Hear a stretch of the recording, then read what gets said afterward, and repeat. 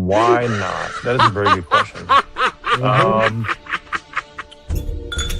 To be honest with you, I think that I had the wrong reason to both vote and not vote for both candidates.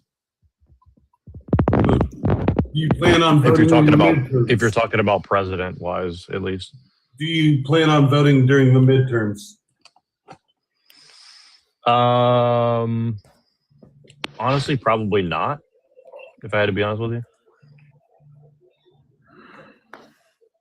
No vote, no voice. Ray Paul, you had a lot to say.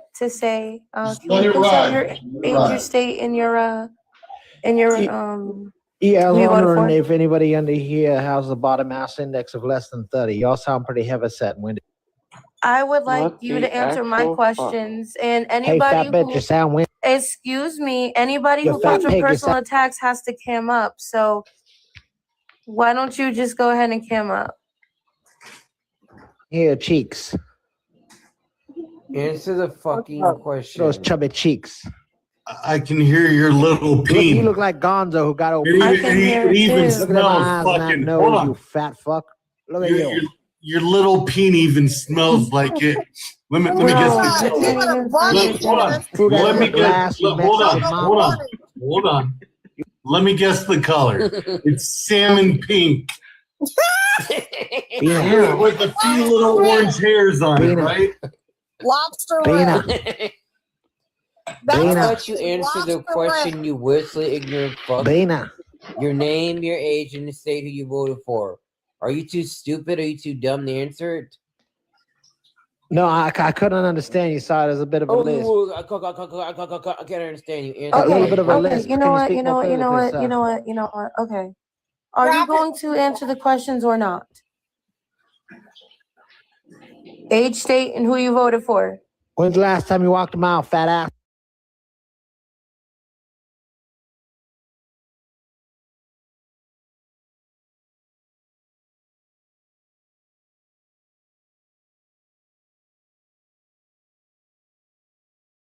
Condition. Oh, well, she thought giving you the belt was a good idea, so didn't make it worse.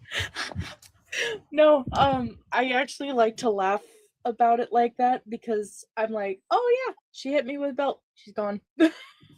Yes, spanking children is abuse, Tej. Spanking children is abuse. Can I have your age and pronouns? Age and pronoun, 35 and male. That's not a pronoun. Okay. Well, can you help me understand? So we're gonna play a little game, okay? I got my buzzer. Hold up. Can you be respectful a little bit? You don't know anything about me, and you're being a little bit. Okay, let me talk, guys. So I'm gonna be the buzzer. So we're gonna play a little game. You're going to choose a. No, I'm not. You're going to choose a prompt on the screen, and then you're going to explain why you agree or disagree. And every time you say a pronoun, I will mute you, and then I will play a very loud, incorrect buzzer sound. Okay, are you ready? Go ahead. So what do you disagree with on the prompt? Well, I don't understand the game. Can you? That's a pronoun, babes. Continue. Without using pronouns this time. Well, I understand what a pronoun is. That's a pronoun, babe. Is this the revolution in action here? Is this how you're going to overthrow the system with pronouns? Pronoun. Continue without using pronouns this time, babes. So what do you disagree with on the prompt? Well, I'm trying to understand what you're trying to get at first. That's a pronoun, babes. Survey. Continue without using a pronoun this time. Go ahead, babes. Okay, let's see. Let's pick one of these.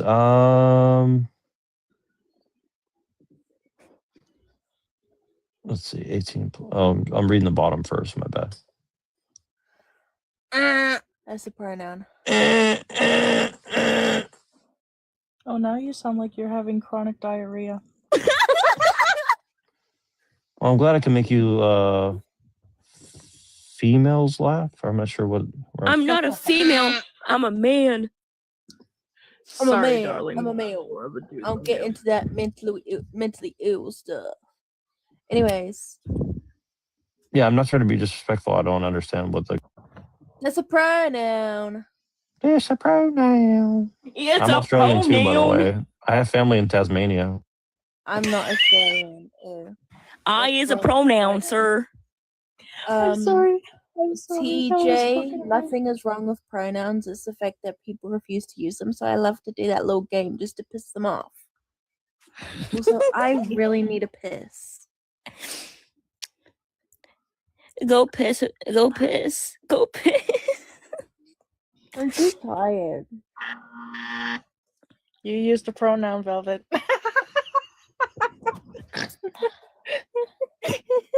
Yeah, but I'm not saying I don't use pronouns. I know. I'm sorry. I had to. Have to be morally wrong. I don't even think you understand what morals is. How can you claim that it is right? I think you're conflating two different I am issues. definitely not. I promise you. I've had way too many of these conversations. I know exactly. So let me ask you a simple question. How can you determine whether or not it is right or wrong, good or bad, to deport people who are on government assistance without using morality? What? Without using morality? Isn't Yes, that your whole? correct. Isn't that what you've been hung up on the whole time? I'm asking you that question. Yes. How is it possible to determine whether it is right or wrong or good or bad to deport somebody without morality? Yes. Because, like I had mentioned, like if you're taking more from the state, if you are a net negative, which isn't everybody, but if you are a net negative, if you've been here for a short amount of time and you came here to capitalize in the past like 4 years, if you don't have legal status, the United States border policy to protect us from not only criminals, but from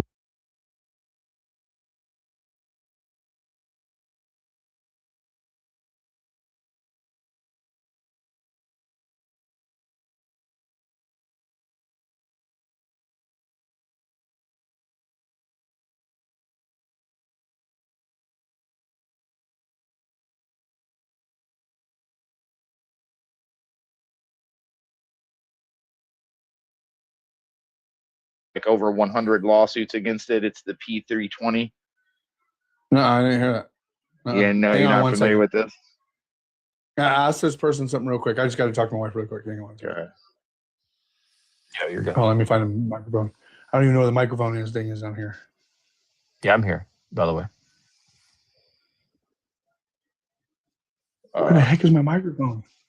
I heard you on mute for a second. I thought you muted. Your lips were moving and you weren't making noise for a second. I thought. There you go. SV, You're what's muted. up? Yeah, he's Yeah, trying to talk to us, but not sure. No, you're all good. All right. Are you familiar with the SIG P320, all the lawsuits against it and shit? I heard about it. I used to watch a lot of like ex-military guy channels and stuff, and they used to talk about it a lot. So I saw that. Yeah. All right. Fucking that's what that Alex dude was carrying when that dude reached in and grabbed that shit from him. That's what that guy grabbed. Yeah. Well, the most interesting video is the one that happened, like, I guess right before that, where he's like screaming and spitting at people, allegedly, you know, before they. Oh, that guy. Yeah. And I don't know. It's just insane. Like it's just like the summer of love all over again. I gotta love it, you know. It's like I'm seeing all the love in the street, you know, like dude, the rhetoric this time on social media is outrageous, dude. There are Karens out here talking about it's only a matter of times before we have to take up arms and shit, dude. They're trying to do the next, and it's just like, what the? They're trying to do a 1917 about? to America right now, or at least they're trying to appear as if that's the case. I don't know, but there's really not enough of them. If you look at what's going on, it's in concentrated areas only. It's only in concentrated areas. Right. You mean? And they only have a certain amount of people, blue and purple hair. Well, wait till Trump authorizes somebody like us, makes a stipulation where, hey, you can do anything you want within the vicinity of yourself and protect yourself. You watch, dude. If it broke it, dude, all he would have to do is that. Yeah, I get you. I mean, I think it's a dangerous situation no matter what you do because, and I don't mean towards you guys. I'm just saying in general, like the situation's bad because like even the 1917 Russian Revolution, right? Like, was it really about the proletariat doing an overthrow, or was it about foreign powers sending in people to overthrow something? So I'll be a little technical for a second just to make a point because I think it's important. Like, what's interesting is that all these people are basically saying, like, Trotskyist propaganda. They're like, we need international borderless countries all around the world. And it's like, well, okay, so you want to abolish all nationalism worldwide, so you're a Trotskyist, and then you ask them that, they say, oh, I'm not a Trotskyist. And then I'm like, okay, but you guys say that you don't like that one nation over there, Izzy, that we can't talk about. And I'm like, so do you want Palestine to have borders? And they're like, yes. Or they just don't answer at all. And so it's like they just have this like weird like cognitive dissonance where like all their stuff doesn't make any sense. It's like all white people are bad, but then it's like mostly white people saying that. And then if you really look, a lot of the people making all these points, they're definitely getting paid by like very rich people to say these things. So it's like, if rich people are paying you to say these things and you're against the rich, like what's really happening? And so it's just bizarre. I don't know how to explain it, Welcome to the Twilight Zone. Dude, do any of you guys like going swimming in the ocean? Oh yeah. I like to, but it's definitely scary. Very scary for sure. No, it is creepy though, knowing that a shark I'm like watching this dude on a surfboard. It was like 10 years ago when they caught him when he was like a surfing competition. Remember that? And that great white came up to him. Oh yeah. He got that pretty good. Think about a fucking shark that could eat you whole. No, I think he like kicked him with his leg or something like that. And fuck him, dude. But could you imagine something that could eat you whole? Well, that's I've kind been of on how the this Outer Banks whole before, like right before a hurricane, and like some storms were coming in, and they like red flagged all the beaches, and I wasn't allowed to go out in the water unless I had my fins on and I had my leash with my board. Or they were like, I used to do boogie boarding. And I was only out there with you weren't allowed in the water on the boogie board without the fins and the leash. But when I was young, I didn't think about shit like that, dude. When I grew up in Vegas, I used to ride a bike in Vegas. You go to Lake Mead. It's outside Las Vegas, but Boulder. You go to Lake Mead and shit. And we would ride our bikes off the cliffs. We'd put foam on it, and you fucking ride the bike and fucking throw the bike, I couldn't do no backflips or that wasn't that skilled. Early foam pit type shit. Oh yeah, dude. It was fucking. We would take these old fucking BMX bikes we had and shit, and fucking put foam on them and shit, and just ride them off the cliffs, and then fucking swim it back to shore. But there'd be fish sucking on your toes, dude. Those Lake Mead fish, they fucking suck your toes. That's fucked up. That sounds like white supremacy weird to me. I'm just kidding. Dude, yeah, my algorithm sucks, dude. It's bad. It's horrible. What's this Democrats for Trump thing? Because I've been seeing the opposite, where it's like Republicans for Newsom or something like that. I don't know if you guys have been seeing this, but I'm interested. I've never heard of Democrats for Trump. Yeah, I mean, it's pretty interesting. I mean, what is Tulsi Gabbard? Is she a Democrat for Trump? Is RFK Elon Musk? Shit, Donald Trump. He's going against the big corporations, buying up all the single family homes. He's saving, the working man overtime money, the working woman or tip earner, man or woman, $25,000 on tips, no tax, and that's retroactive. That's all like Democrat shit. He had a hard time getting Republicans to agree to it. So, I think Trump's a Democrat. Yeah, well, it's weird because like literally the Groypers seem to be like heavily promoting Newsom, and I'm somewhat ambivalent to it, except for that it's just bizarre. Like I just don't understand. I mean, those kids will I fade do out, understand, but it doesn't make it better. Don't even pay attention to the Fuentes kids. They'll fade away. They're not important. Yeah. Well, exactly. they're important because they're this. young. They're younger versions of us, though. They just feel represented, and like I feel bad. Hang on. Yeah, but hang on. Think about this. Think about like Nick Fuentes. Okay, and let's just say the connections with Democrats in Hollywood and social media and stuff, and he's up and coming, and let's say he gets some fucking contracts for here and there because he says some fucking pro Newsom shit. I mean, like, I think media is fake. People, when they start getting fame, look at just regular people on TikTok, like all of us. We all know somebody on TikTok that's flipped out and cares about the views so much that they don't care about the actual news of what's going on. I care about the news and what's going on. I really don't get caught up too much into that other shit, you know? I'm looking at the voter registration trends right now. Yeah. And Grok says that from 2020 to 2024 and into 2025, Democrats have lost ground on voter registration in every state in 30 that track it 30 states, where that accounts for about 4.5 million voters overall. And I have seen moderates on X being like, I will never vote Democrat. But just again, because the media will throw in your face that all I'm seeing is, you know, Republicans for Harris or Republicans for Newsom or something. First time you've seen a Democrat for Trump.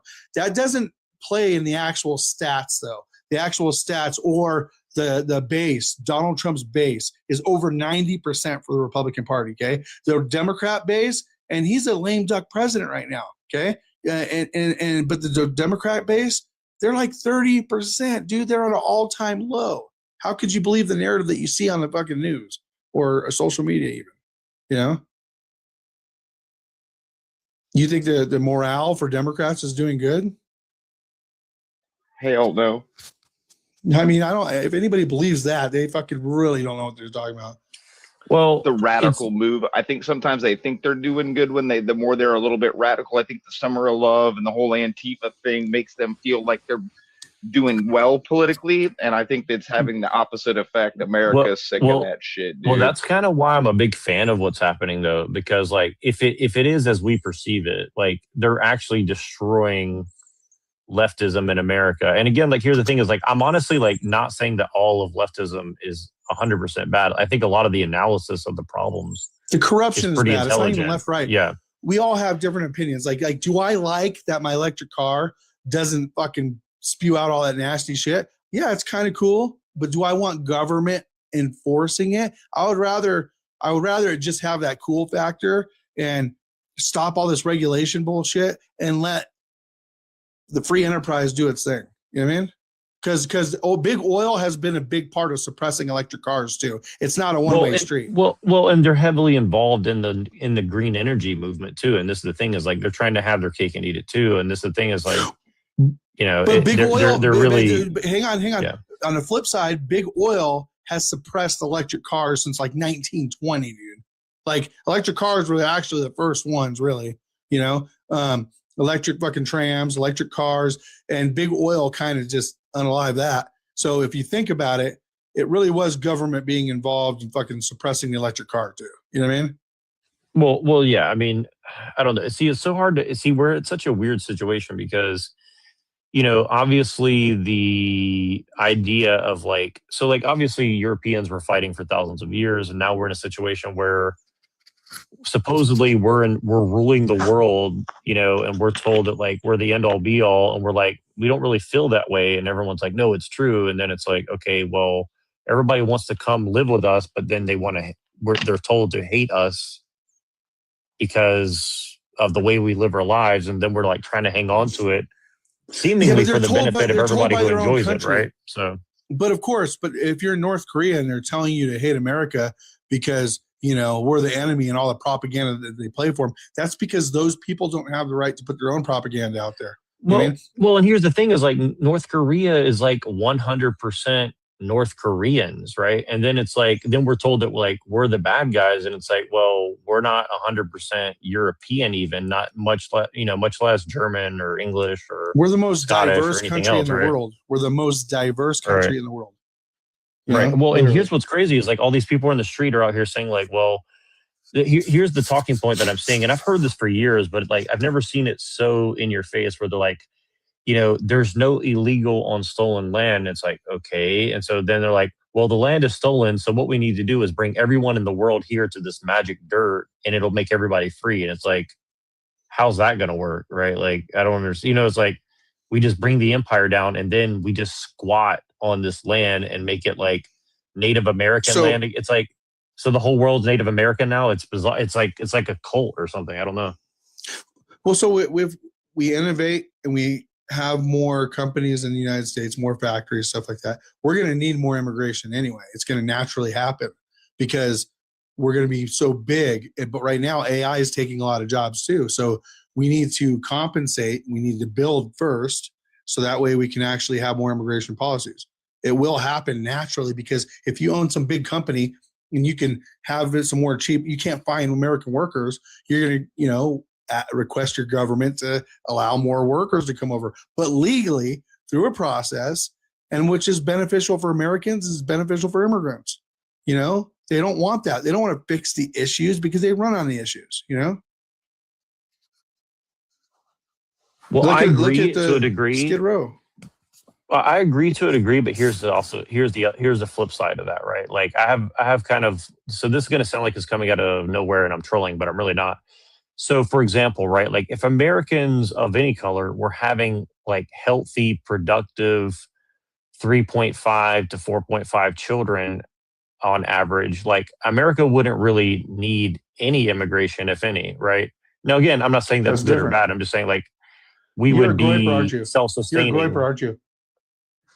I'm not really. I mean, I think Nick Fuentes says some like I knew. I could tell, but I could just. No, tell, I'm really. I don't care. No, I'm not. I'm an older guy, so I'm not really. He honestly, I didn't like him until the last year. I walked away for 2 minutes and I come back and you're like, "You're a groiper, aren't you?" And he's like, "Yeah." No, I get it. No, I don't. It doesn't bother me except for like when he's crazy. He's like kind of, no, just a little bit. I think his talking points are good, but honestly, I was saying the things that he's saying now 10 years ago. So like honestly, it feels more like he's ripping off. But I mean, a lot of people who've been into this for a while. So. Yeah, but just change people's behavior. You want people to have more kids, so there's more white babies. Dude, just fucking, Well, not even white. No. I'm not even near. No, here I'm saying like we should get the big booty Latinas or Asians or whatever else. Like it doesn't matter for a guy. It doesn't really matter. It's like we want, and I'm being facetious. Funny. I think his quirkiness is what appeals to this younger generation, and the fact that he critiques problems and he sees the situations in a way that's familiar to the younger generation. So he critiques them well, but he doesn't really give them an answer. He tells them to get on the internet and troll and, steal my Pepe the frog and make it a groiper. Piss me off. See, I don't know how old you guys are. We're probably all about the same age. So like, I'm not talking down to you, but yeah, I'm about the same age. So I think it's like, it's one of these things where I just look at it from a point of view of like, how deep are we in it? And honestly, we're a lot deeper than people want to admit, but I also don't want to black pill people. So like, I think that the good thing I think is that people don't feel hopeless. The bad thing is that they feel overconfident, right? No, you're good. Yeah. So I'm just saying like that there's a balance to be struck, right? Like honestly, like if I were to be honest about everything that I know going on, it would be blackpilling, but I don't want to do that to people, especially young guys, and tell them like it's hopeless, right? Because that's not good. Like I want to tell them like get married, have kids, and like believe that there's a future, even though honestly it's doubtful. You know what I mean? But see, I'm an optimist. I think we wouldn't be moving through this power shift, and we wouldn't be seeing if we were just going to be in the same system and things weren't going to get a little bit better, we wouldn't be seeing like a little bit of revolution all over the world. We wouldn't be seeing economic systems shifting. We wouldn't see some global powers really looking all weird at each other and shit. Well, see, I agree, and I think here's DJ's real face. Somebody tag him. Sorry. Yeah, you're good. I don't know who this is, but it's funny. But no, I think it's one of these things. Like I'm trying to figure out what's really going on, and like, I don't really say much on here just because I don't want the quote unquote enemy listening to what we're saying, because they might use it against us for any reason. But because nothing like Fed posting, I just mean like I don't want to say what I think might be happening, but I agree with you in the sense of like a lot of this seems like it's at our darkest hour, but it could be just because things are moving in a certain direction. What's the darkest hour? What's the darkest hour? I think I'm celebrating. I'm happy, dude. This is not a dark hour for me at all. Well, the demographic trend in America is kind of set on a certain course. And again, like it's not even about white or not. I mean, there's a lot of white people I don't like either, but I'm just saying, like, generally speaking, like it's just like a general dysgenic Wait, you mean like negative situation. You mean like the bastardization of everything American? How we just like somehow been subverted by an anti-American ideology? Well, yeah, everybody hates families. Everybody hates kids. Everybody hates like men. I think it's just Religion. a really Who's everybody? stupid. All the everybody? libs, all the crazy libs and shit. Yeah, like we have to do this. Liberalism is literally like the worst thing that you can be called, in my opinion. Like it's worse than the Nazi, the Yahtzee word. It's worse than all that. But see, people don't want to say that, right? Like liberal is the worst because liberal literally hates everyone, and they want to make everyone else suffer for it. And I think that's really the problem with liberalism. It does seem like in a lot of sadistic ways, narcissism with a lot of them. They seem like they want to intentionally mentally harm people, and they're all kind of narcissistic, and they're like I feel like they're sadistic narcissists, and even if not all of them were, I think especially with things like social media amplifying it, they almost get like a symptomatic response, and so they all do it.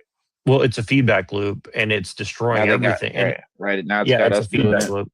Well, and here's the thing: is like a lot of women are going off the deep end for one reason, like. They hate men. They're not having kids. And if they do have kids, they get divorced and hate everybody for whatever happened. I mean, I don't know.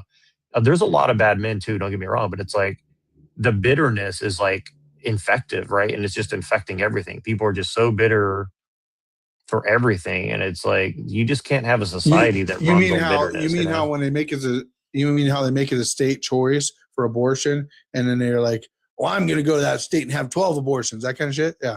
That's fucking weird. Yeah, well, and that's the thing is like that's the overt stuff, but there's a lot of subtlety, like Becky in HR and stuff like this. Like we, just to have a job for a lot of people, like it's just like torture, like, and that slow drip of like narcissism or whatever you want to call it is like it's poison, and it's poisoning everything. And again, like I'm not saying this to be black-pilled, I'm really not.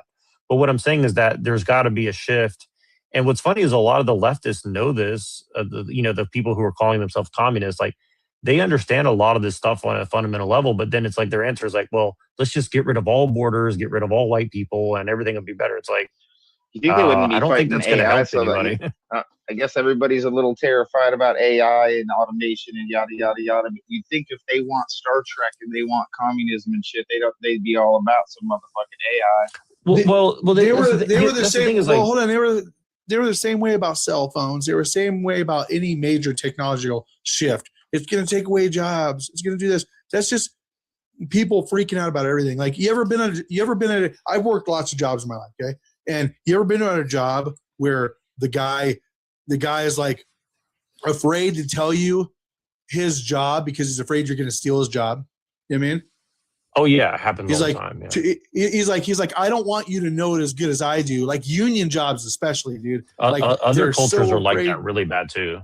Yeah, other cultures are like that really bad. Like that's why they stifle a lot because they're worse, than us. Well, I mean, and it's protectionism, dude. Like if I know how to do this craft and I don't show anybody else, people will come to me. And especially if you're like you make shoes, you make shoes or make garments in other countries. You don't want people to know your family's trade secret because you have a customer base. But that's really a downfall of society in a way. Well, and that's one of the things I think that's freeing about the technology. And to be honest with you, like I'm extremely skeptical of technology in a general sense. But like on the AI situation, it's like, look, if we're going to have it, it can produce like a new artisan class. Like the stuff that I can do with AI just in writing, is incredible. Where I can draw all these sources and mix them together. Let's make it interesting. When shit really starts going out there, okay, and they start giving robots a lot more freedom of choice, and shit like that. So, can you imagine like you have good robots and bad robots, and it really becomes like Terminator? Like, it's inevitable, man. I mean, like that kind of shit's gonna happen. There's gonna be good robots. There's gonna be bad robots, dude. I think. Well, the worst thing is that there might be a lot of code. You think a criminal's not going to be able to copy and duplicate? Well, to a degree, here's the thing: is look at who's the most successful people in tech right now. It's a bunch of drug-addled, people from India or, people who are confused about their gender. I mean, that's just kind of the reality of where we're at. Again, I'm not saying that's a hate, but it's true. I notice you keep on bringing foreign stuff for it instead of just people like crazy lunatic people, I've lived Middle East are crazy. around these There's people. Chinese people are crazy. Yeah, but I've lived around my these wife's people. from Pakistan. My wife is from Pakistan, dude. I know. Mine's not from this country either, so I get it. Yeah, it's not like a personal thing. So I get it. I think I'm all for it. I mean, I wouldn't put an Indian guy anywhere. There's crazy leftists in this country that are fucking do the same thing. You know what I mean? So they're in the same. Yeah. Oh yeah. Don't get me wrong. One of my best friends is Pakistani. The other one's Chinese. I get it. To be honest with you, in real life, I have virtually no white friends. I don't know who really has all the big money in Silicon Valley and shit. I couldn't really tell you. Yeah, well, it's a big mess. The point is like I'm not even judging it in like a negative way. My point is that there's always going to be a cartel, right? Like all these industries are going to invite cartels. Let me see who this person is and ask them how old they are. Hold on. How old are you? Who'd you vote for? Cool. I fucking hate niggers. Oh, you're a racist. Okay, gotcha. Racist. Yeah, people like that are just trying to destroy good conversation. So it's going to keep. It happens on every show. I do this on social media and social media. It's just like, God damn it. Yeah, I do this mostly on YouTube, and I had to weather a lot of this. But TikTok is a special kind of weird. You guys have got like some weird stuff going on over here. So what do you do on YouTube? Like I've done live before on YouTube, but I just I don't have a really built up base. I don't have a built up base on this anymore. It's not active though. It's like it's weird. Like it feels like the dead internet theory is kind of real in a sense where it's like everybody's kind of siphoned off into their own thing. Like I came to TikTok for one reason. Like I wanted to find people like myself, obviously like you guys, but also like younger guys and see like what's really going on with them, because like I'm really concerned. Like most of the guys that I see where I live at, like they're not interested in marriage. They're not interested in kids. So you got to think about what's going on. You got to think about what's going on. You got to think, okay, so just think about their friends. Okay. They're with a bunch of crazy leftists, let's say, is the majority of their friend group. Okay. They follow each other. They share the same trends. They see the same shit in their algorithms, and social media, big tech, regular mainstream news, all that stuff has been fucking controlled. Okay. We have the CIA in America. We got all this shit. It has been psychological warfare for years. We're not going to fix it in a day, dude. Like that's what's going on. That's what's destroying them, dude. Like, I agree. But also I think that like we have to be very wary of people like quote unquote on our own side. And like, I know from personal experience, I'm not going to get into it, but like a lot of the people, and this is why you're seeing like these people LARPing as all I give a fuck about the criminals. Hey, the criminals go to jail. Everybody's going to be fine. As long as people, who gives a fuck if you're on the left or right, really? Well, no, I get you what you're saying, but also it's like not a gang. It's not a gang. I'm left. Propaganda red, and memes. No, but people are impacted by this stuff though. Like propaganda works, and propaganda is very sophisticated now. And it's making people very depressed, and it's making them very. Let me give you an example. Anti-human. Let me give you an example for sure. Yeah, but let me give you an example. They say Barack Obama made it where news media outlets can lie to you. All right, so hang on a second. So, like, imagine we go back and we say news outlets can't, put false information out there now. Okay, now let's just say you're news. Okay, you claim to be news. You go get yourself a little credential badge, and then you go put something out there. They say you can't do that. That's fake news. The government's going to tell you now. I would rather have my propaganda. You have your propaganda. And I don't want any government involved in telling me what's propaganda, what's not. That's what I don't get about people. They don't even understand what they're talking about sometimes. And I know what they're saying. They can't be liable. They can't be sued and stuff. But like, the government needs to keep their nose out of it and let me tell Ninja whatever the fuck he wants to tell me. And he can tell me whatever the fuck he wants to tell me. And I can decide what's the bullshit for myself. Well, you can't really though. Why can't we just tell each other conspiracy theories and shit? What if we want to talk about if we really went to the moon the first time, if we were just trying to fuck with the Russians and then we only went back the other times? But see, a lot of these things explain to me why all the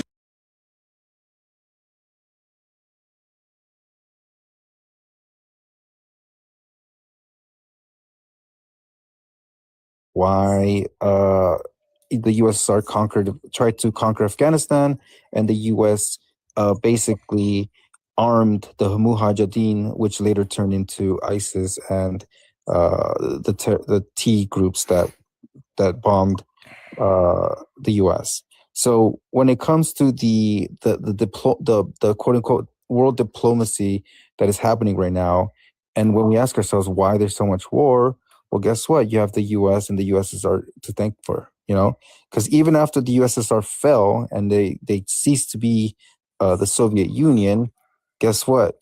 No one stopped making weapons because it's a business at that point. By then, it became a business, and you know what? You're gonna make a lot of money by selling those AKs to rebels, right?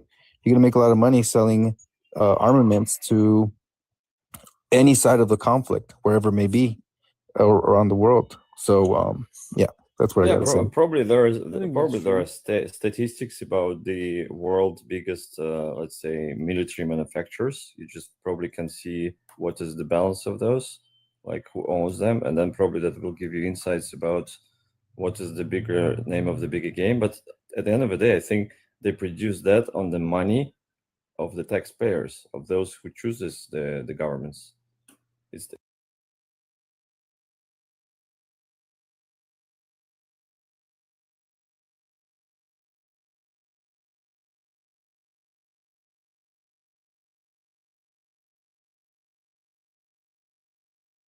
Okay, so I want to go to say Europe, right?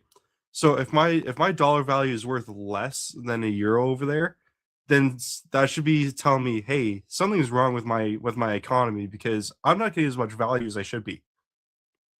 That's how it's personally affecting you. Yeah. Yeah. It's hey, SV, are you there? SBS? Oh, that's all right. Maybe SBS will cut. Yeah, SBS. Oh, there you are. Yeah, I'm here. Yeah. Sorry, I was just letting people have a chance to talk because I'll filibuster. My bad. No, you're fine. No, you were in the live stream last night, right? We were talking to Carbon and Riley, right? Yeah, I think I was on your panel where this dude was like threatening people or something too. So I was probably being a little bit of a dick, but yeah, I don't know if it was your panel or somebody else, but there's all these like weird people like calling us Yahtzees and stuff. So what they do. I mean, I think well, it's yeah. Go ahead. No, go ahead. No, well, I think it was you who said something about like Dorita and stuff, and I'm pretty sure with what you just said that I'm correct. Am I right about that? You were talking about like Dorita or Dorita. I don't know how you say his name. Postmodern. Yeah, Derrida. Yeah. Yeah. Oh, yeah. So I just wanted to tell you real quick. My internet went down last night, so that's why I kind of like it was out for like 30 minutes. So I was like, oh fuck. Yeah. I just wanted to let you know. Yeah, no, you're good. I think that honestly, that's happened to me a lot recently here on TikTok, where like we're getting into like some good stuff, and then suddenly like everyone just gets shut down. So I don't know what's going on, but could be someone not liking what we're talking about. But yeah, so Dorada. So how do you say his name? My friend's a postmodern guy. I'm not really into it. I mean, I'm trying to learn about it, but I'm not an expert on it yet. Yeah, it's Derrida. Derrida, yeah. And so this is a thing, like, I definitely want to contact you because, like, some of my friends have been really deep into this kind of stuff, but I haven't seen anybody on TikTok talking about postmodern stuff. But it's like you said yesterday, it's the key to understanding what's happening for sure, in my opinion, because like most conservatives, quote unquote, they're just so far behind like what's actually going on. And I'm not saying that like I'm so smart. Like it took me a long, hard fight to figure this stuff out. And I was lucky that I've had like experts on postmodernism teaching me about it. And it's like, it gets really crazy. Like, it gets Philip K. Dick really quick. You're like, whoa, like this is pretty insane. Because you got like occultism, you've got communism, you've got post-communism, you've got post-communism. So you got like Trotsky, Gramsci, all this stuff going on. And then you have all these people who don't like it, but are like feeding into it so they can get a job as a PhD. And it gets pretty weird. And people don't understand like the levels of complexity of what's happening in the propaganda stuff. Let's just put it that way. Yeah. Sorry, I apologize. I'm sick. Like I'm down with the flu. I've been sick since Monday, so that's my apologies. Yeah, no, you have a good night, man. You come back anytime. Well, no. I'm still staying on. I just want to. I'm just saying I'm sick. Oh, okay. Well, I hope you feel better. Yeah, it's no. I mean, what SBS is saying is absolutely correct. That it's postmodernism. It's the Frankfurt School. This is why the left is fucking crazy. It's those. It's those. Yeah, go ahead. Sorry. No, you finish. Oh no, I was just saying that this is the reason why they believe the things they do. It's like this is why they think race and gender are social constructs. This, and you know how they're always talking about deconstruction. This is Derrida. Well, see, the thing is, like, there's truth in it, but they take it to the nth degree where it basically destroys all possibility to know reality, right? And then because they end up hating themselves for coming to this realization, they just want to destroy everything, right? And it's kind of like how like philosophy can make you go mad or math can make you go mad. That's kind of what's happening. And personally, I think it's being done on purpose with the Frankfurt School and Tavistock, all this stuff. I mean, people think it's a conspiracy theory, but like I wish it was as simple as the conspiracy theories sound, because it'd be a lot easier than what we're actually talking about. It's way more complicated, and it's like, and I mean, it's simple, but it's complicated too, right? Like it's. I was going to say, oh yeah, well, the scary part is that I personally, I'll just say that I believe, but really I know, but I'll just say that I believe a lot of the people on the quote unquote right are definitely a part of this, whether they're fully aware of it or not, where they're playing the dialectical side of like the right wing, but really they're actually coming out of the Frankfurt School. And I'm not going to name names because like I don't want to get like, I already have a lot of these people who hate me because I've kind of been calling them out, but a lot of these people on the right wing are a part of this kind of like postmodern psychological, like they call it,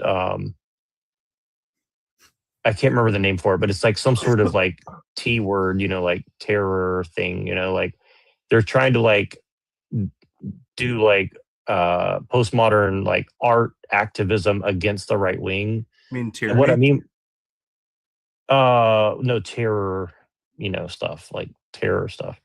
Oh. Like the meme wars, like there's all these memes, and the memes are all like really negative blackpilling things, right? Like this is not an accident, right?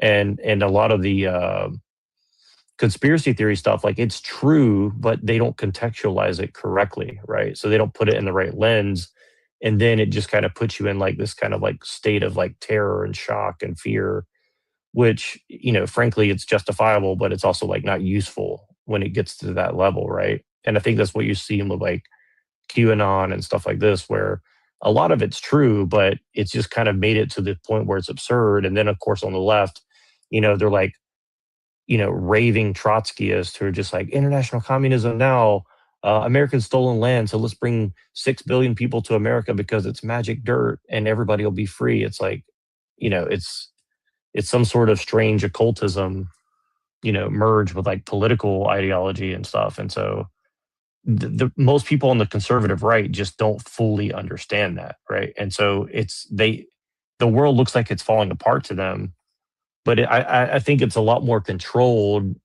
in some ways, just because the C-19 thing to me taught me that, where it's like they obviously know how to manage people enough to keep things kind of together, right, as they're shifting gears. Now, will it hold that way? I don't know, but they obviously are not fully just crazy people in charge, right? Like obviously they know what they're doing, right? So, but they're really scared of people who are genuinely asking questions. That's definitely what I've learned, is like, if you go earnestly and ask these like influencers on the left or the right, they get really upset if you start talking specifically about like postmodernism and stuff like this, or like Trotsky, and I think like personally, I believe America is a Trotskyist nation and has been for 100 years, right? And I think if you start there with like Trotsky and Gramsci, then America starts making a lot more sense, because you're like, well, it's not really about um, the Anglo-American Empire, obviously, but it might be it. See, what's weird is like it could be possibly, but if that's the case, they're going about it in such a Malthusian way that the whole idea of like Nick Fuentes and these kind of people is so far out of whack with reality, right? Because they're obviously willing to sacrifice anyone to kind of hold this empire together, right? And so it puts us in a very bad situation on both sides, right? And I think this is what is very frustrating because like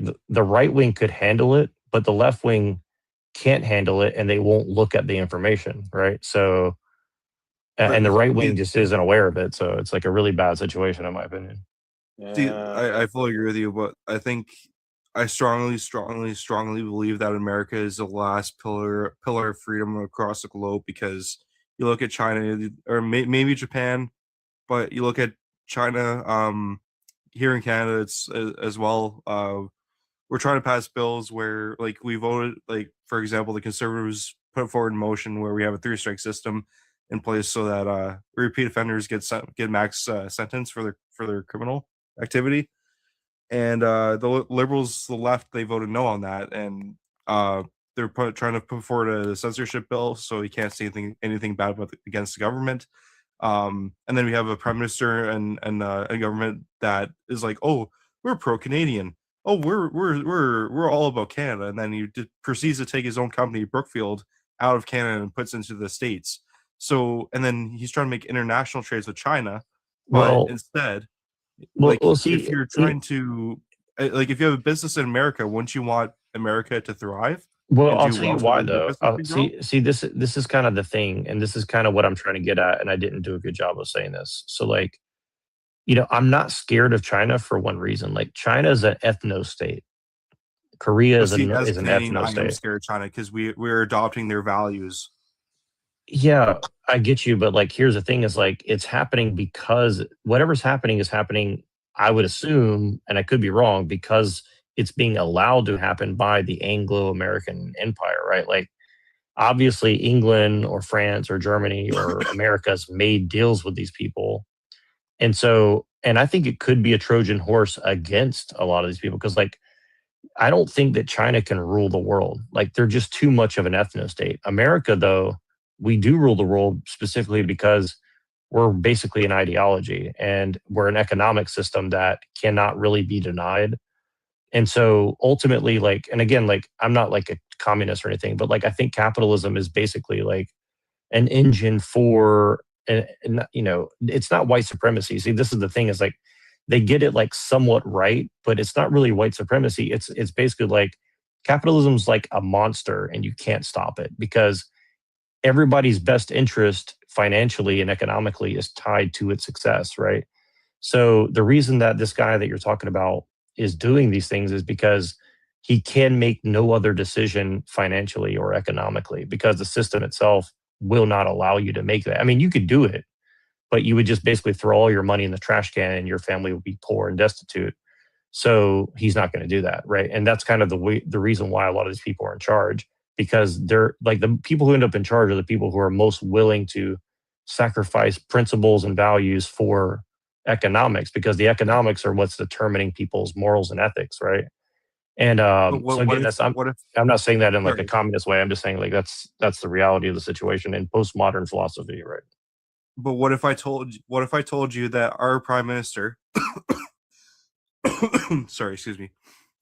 What if I told you that our prime minister was, before the governor, he ruled the Bank of England, made England more broke than the state of Mississippi, then became Justin Trudeau's advisor, and then now became prime minister? What if I told you that? Well, this is the question, right? Like, is the English empire stupid? Do they exist? Do they not exist? Is the empire of America stupid? Are they in control or not? Like, I don't know the answer to that, but I mean, like, for instance, the way that I explain it is that this is my personal opinion, and I would love John's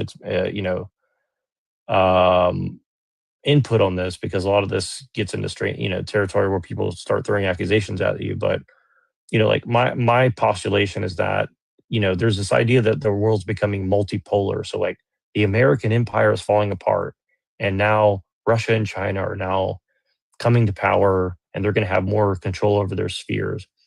My personal opinion is I think America, England, Israel, China, and Russia have a secret pact together, and they're working together to get the whole world on the same page. For what reason, I don't know.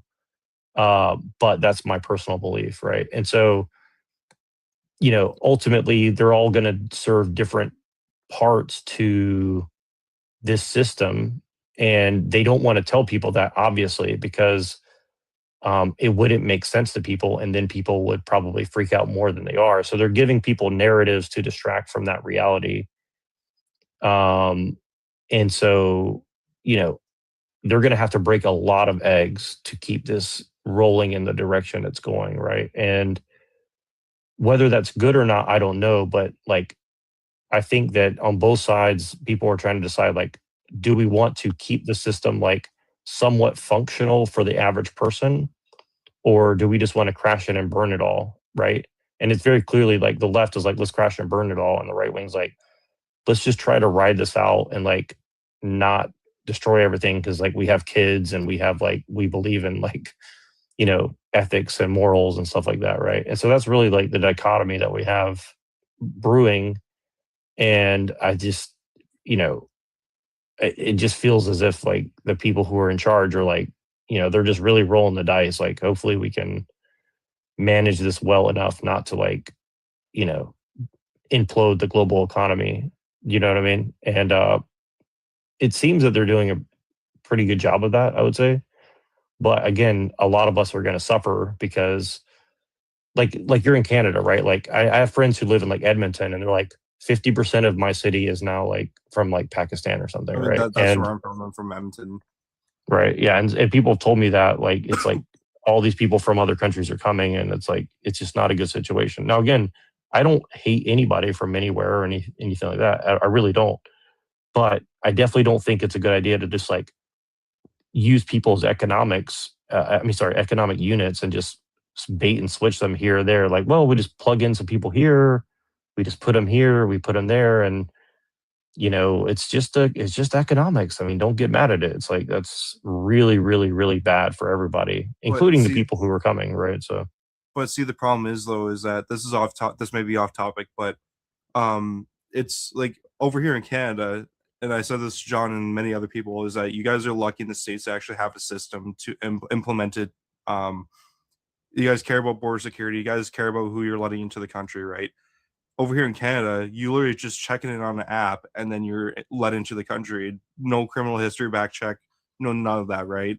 So when we have over 4.5 million immigrants that come into Canada within the past 4 years, that is concerning to me, especially when our infrastructure doesn't hold up to keep those people in place. So, and a lot of people here, when they come here, a lot of them are criminals. Like if you look at Canada's most wanted list, a lot of them are from the Middle East. Yeah, of course. And then Yeah. The other thing I'll add on to that too is that when you let in a bunch of people who want to change the culture into another country, right? Like pro-Palestine is a perfect example, right? They're bringing their issues from their country into my country, and then they want to disrupt all of our lives. It's one thing to raise awareness, but it's another thing to disrupt everyone's lives and then break our property, destroy taxpayer property, right, and just destroy the whole system, well, right? well, but here's So, the question though. Like, do you think okay, for example, like I think Canada's ruled by England or whoever rules England. I mean, it was England, but then we separated. Well, it was under I'm not so the sure. crown. I'm honestly not It so was under sure the though. crown. I'm not so sure. Like I think that there's a very close relationship between the British Empire and Canada and Australia. Now, I think it's well hidden, but I think it's definitely there. Like there's No, definitely that is something. definitely there for sure. But Yeah. And so I say guess that to say that, like, why would they do that to their own people unless they have some sort of plan? Like, for example, right? I'll give you a very specific example. Like, I'm sure you've noticed there's a lot of Sikhs coming in, right? And Sikhs are kind of like a weird occult version of like Islam, where they're like, we're not really Islamic, but we kind of are. And mostly they're like Freemasons, and they kind of behave like, you know, people who wear small hats in some ways. So, you know, there's kind of like a weird like There's a thing lot going of on those there, people. right? There's a lot of Right. them. And I think that, and I've heard this from people who are from that region of the world. They say something to the effect that like, well, the British Empire used these people for like certain campaigns in that region in the world a long time ago. So it's kind of like they scratched our back. Now we're going to give them something in return. And this kind of gets into stuff that like you can't really talk about on social media, but because people are going to misconstrue it and say that it's like you're anti something or another, or you're against this or that. And it's really not even that. It's literally like the history of the British Empire is very complicated, right? So like I'll mention this term because I think I can say this one, like British Israelism, right? So Yeah. it's like this whole occult system of like magical beliefs about Christianity and the Anglo-Saxons and Israel and the Jews and Christians. I mean, that's and my family background. you know, It's Anglo-Saxon. Right. Yeah, me too. So it's like it's just one of those things where people like, again, they're misconstruing all these different things. You know, like Freemasonry is like people think that it's one thing or the other. I don't fully know what it is, but what I do know is that it ties to British Israelism, right? So like Yeah. you have this very strange system of like beliefs that have basically infiltrated all of Christianity at this point, or most of Christianity, not all, but and so, you know, you've got like occult versions of Christianity, you've got occult versions of Islam, you've got occult versions of, you know, even Buddhism, you know. And so you have all these different things going on, you know, like and it goes right into postmodernism, right? Like if you look at a lot of postmodern stuff, it's very influenced by like Theosophy and Blavatsky and British Israelism and all this, but they put it into terms where it's not overt, and so they're kind of covering it up in a lot of ways. And again, this is why a lot of the conspiracy theories are like somewhat right, but it's kind of like counterproductive unless you can kind of see the long view of the whole thing. And again, I'm still like in the process of doing that, but that's why the politics seems so schizo, right? Because you know, if you don't really look at the history and the philosophy and stuff, like it just can't really make any sense, because you're just given like little factoids like, well, you know, the British Empire did this, and then they made this pact, and then they went to this war. But there's never like an explanation of like, well, you know, why are the Sikhs coming to Canada, for example, right? And then when you look at it through the lens of like, well, they made deals with the British Empire a long time ago. They've kind of been their kind of like henchmen over there. You know, kind of like how I think it was like the Prussians or the Hessians used to be for like the American Empire, like when they first started, right? Like you had all these like German soldiers who were like basically mercenaries, right? And Yeah, like and with the Normans, I'm part Norman as well, and I believe with the Normans, they also kind of allowed that in a sense.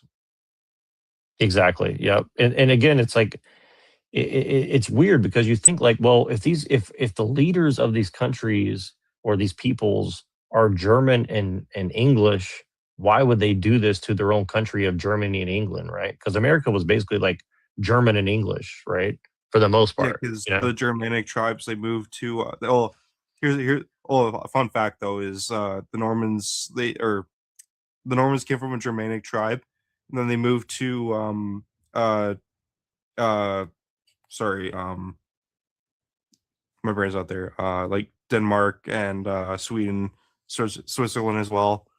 Um and then they moved to Ireland and Scotland, and that's how they became known as the Vikings. But anyway, that's off topic. But Well, no, it's actually not off topic. I mean, the history of the Vikings is extremely weird. Like, you know, when you look at it, they like suddenly just pop up out of nowhere. They basically take over a bunch of Europe and become kind of like, you know, the merchant class, I guess, to some degree, you they know. basically were, And because they made a lot of trade deals. Well, here's the thing though, is that when they settled in Ireland and Scotland, and this is how it kind of ties in with Israel and Palestine nowadays. Is if you look at modern day England, the Scots and like the Celtics, they've been at war with England for so long that they really have a border wall in their own country that says, "Hey, I support Scotland," or they bowed and then there's the other side that, oh, I bow down to England, right? So that's how I kind of see Israel and Palestine is that, well, Israel doesn't want to give up that land, but Palestine wants that land. So it's kind of, I think a lot of people on both sides are switching sides. So well, exactly. Well, and I think that's what's happening in America too, where you can't really trust the face of anything. I'm sure you guys have seen like the MAGA communists. You've seen like it's so bizarre, and that's what's so weird about this whole thing of like the last couple years obviously have been weird in general, but ever since this I don't even know if we can say the terms on here, but like the Palestinian conflict has been going on. You've seen the right and the left totally shift, and now people who would have been enemies 10 years ago are now like best friends, and it just doesn't make any sense unless you kind of look at it from the point of view of like, well, that's kind of how these psychological operations work, where they just kind of like shift the goalpost so hard that everybody's trying to like reprioritize their morals or whatever it is that they're basing their political affiliations with, right? And I mean it in the last 10 years I've been called everything, and it's like I'm really just a student of history, if anything else, right? Like I'm just trying to figure out what's happening, and everybody hates you for that because they don't want to look into it because it's very painful to like try to dig into.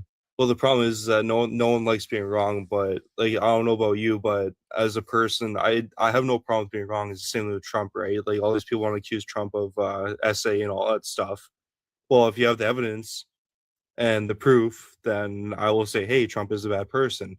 But unfortunately for the left, they try to kill him 3 times or pew him 3 times. They impeached him twice, and then now they're accusing him of all these charges, right? So the boy who cried wolf, that's all I gotta say. Well, and it makes them look silly. I mean, that's the thing is like for people like us, it's only going to entrench us further. And just in the same way, like it's either. I mean, I definitely lean. I mean, I definitely consider myself a right wing person for one basic reason. For example, like when the people on the other side are like nationalism equals Yahtzee, nationalism equals like genocidal maniac. It's like, okay, so like having a border is a genocidal maniac. Okay, like I mean, that's just. I mean, the same thing. I can't have a conversation. Same thing with Charlie Kirk. They shot a guy just because he wanted to debate. Well, and then he was owning everyone, so they had to shut him up somehow. No, 100%. And I mean, like, I don't want to get too much into that because that's a whole nother can of worms. Oh yeah. No, I just thought. No. I know. I mean, what I mean by that is like I want to get into that, but it's a big topic because, the guy who was asking the question when he got, dinged or whatever, was like a part of an organization that was working with like people like Destiny, right?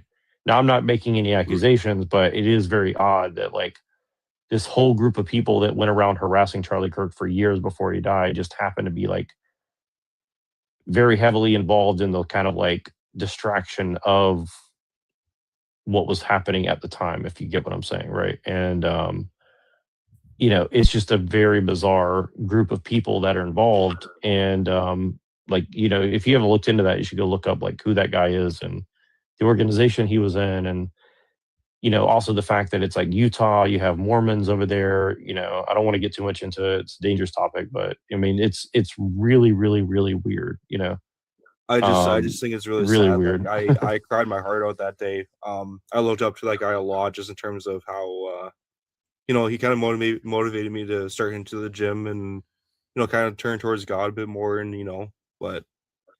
Well, see, and again, I'm not going to deny anything you said. Like, honestly, I was not a big fan of him until the last like year of his life because he really got hardcore.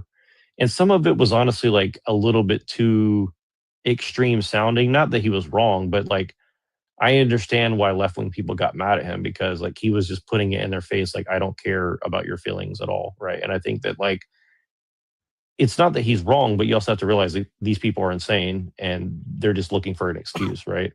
So in retrospect, it's not surprising that somebody would do something like this, whether Candace Owens is right or not, I haven't really looked at it, but I'm just saying, like, whatever the truth of it is, it's definitely plausible that someone would be crazy enough to go and do something like that. But See, and again, you guys are lucky because, like, when was the last time Canada had a hero like that? Like Terry Fox. well, here's the thing though. So like, and I don't want to be too like weird, and hopefully John is cool with this because like I don't want to be all weird. I'm gonna be very like PC about it, but like TPUSA is like a really weird organization, and I think that's become more evident since he died, right? And I mean, the history of that organization is weird in and of itself, but you know, like the guy who wrote the manual for psychological operations for the United States is literally on the board of that organization, right? So that doesn't necessarily mean that it's like an evil organization, but definitely psychological operations. So I think it's a whole can of worms to get into. But again, it doesn't change the fact that like a lot of what Charlie Kirk did was like ultimately, I think, a good, because here's the thing: if people can't talk about their issues openly and honestly, even if it's extremely uncomfortable, everybody knows in history where that leads to, right? And that's what the left or whatever these people are claiming to be this week are pushing for. Like they're literally trying to push us into a whatever. And here's the thing: is like the whole ICE thing is just an excuse. Like it could be anything. Like they'll use anything as an excuse. And here's the thing: is like I always say to them, it's like you just don't want borders for the United States, basically. And it's like, yes. And I'm like, so it really isn't even about the people that got hurt or the people that got unalive. This is what I do in all these arguments with these people. Like, you don't care about these people, right? You're just using them as a political prop, right? And they'll almost always admit, yes, you're right. Now shut up and die, essentially, right? Like that's all they really care about. They don't really care about, and I think that's the good thing is like, if you can get these people to admit in an open line and record it and show people like, look, these people don't care about anything. Like they're literally just hate everyone, including themselves, right? I think that's a very powerful thing that we can do. Sure. And I think that's what Charlie was doing, really. And I think that's probably why somebody higher up like did not like him, because they're like, you're exposing like that they have no argument, and they're not interested in an argument with you at all. Like they just want you to go away and not exist, essentially. See, the people that don't believe in borders, these are like what I say to those people is leave your door open at night. If you don't believe in borders and security, then leave your doors open. Don't complain if anyone breaks into your house and steals your crap. Here, let's Mike, are you there?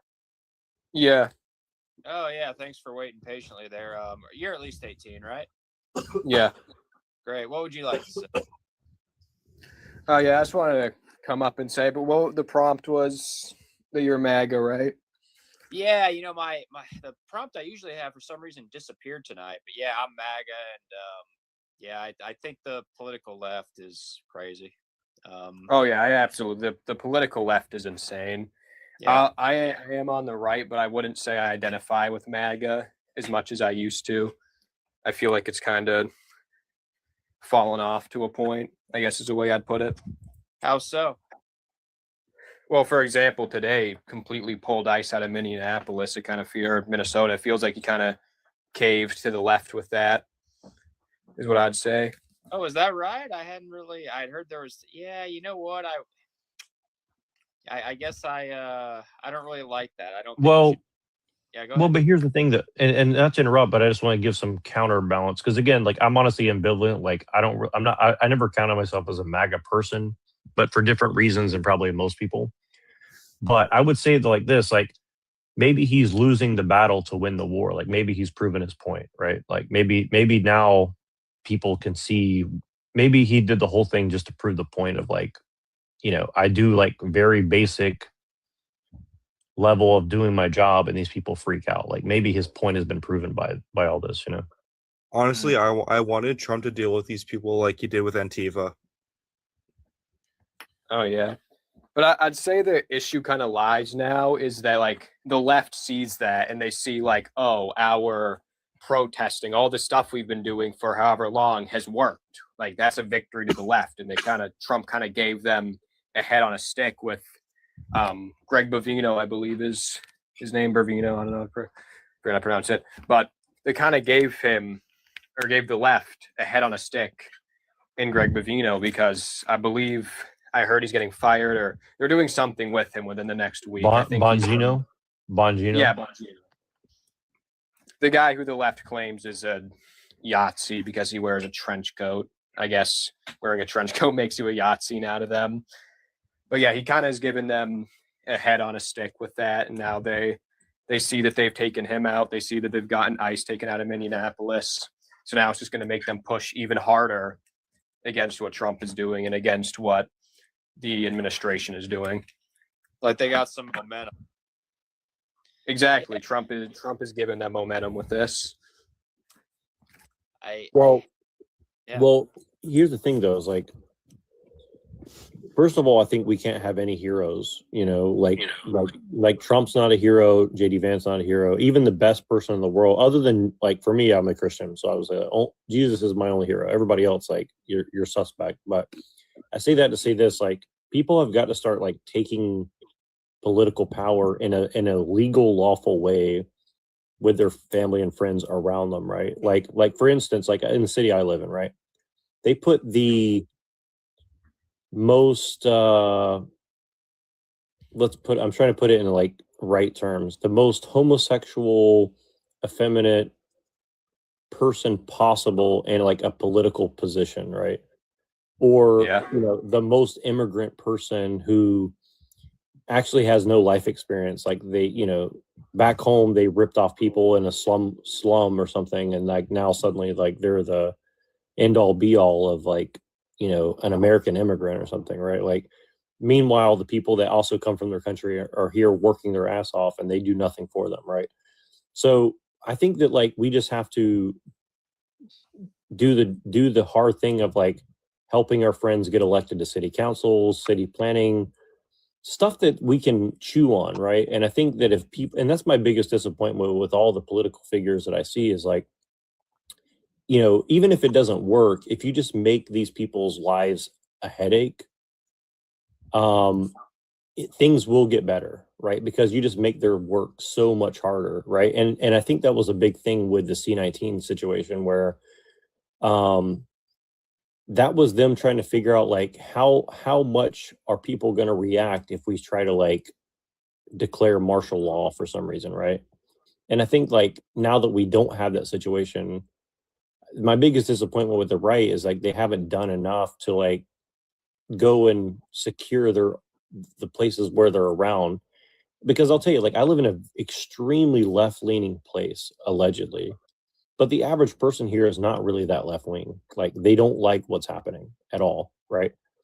But they just don't have a choice, because the left-wing people have taken over so much power that you cannot really fight against them unless you're willing to, get harassed by a bunch of psychopathic people, right? So I don't know what their answer is. I'm just saying, like, I think this is part of the problem with a lot of these situations is like, there's only so much political capital that somebody like Trump or these people can expend, right? And, Americans we don't really see that, like, my personal opinion is most of the world does not hate America, right? Most people in the world love America and they want to live here because most people in the world love America and they want to live here because most people in the world love America and they want to live here because most people in the world love America and they want to live here because most people in the world love America and they want to live here because most people in the world love America and they want to live here because the way that they are, and they actually do get actual power.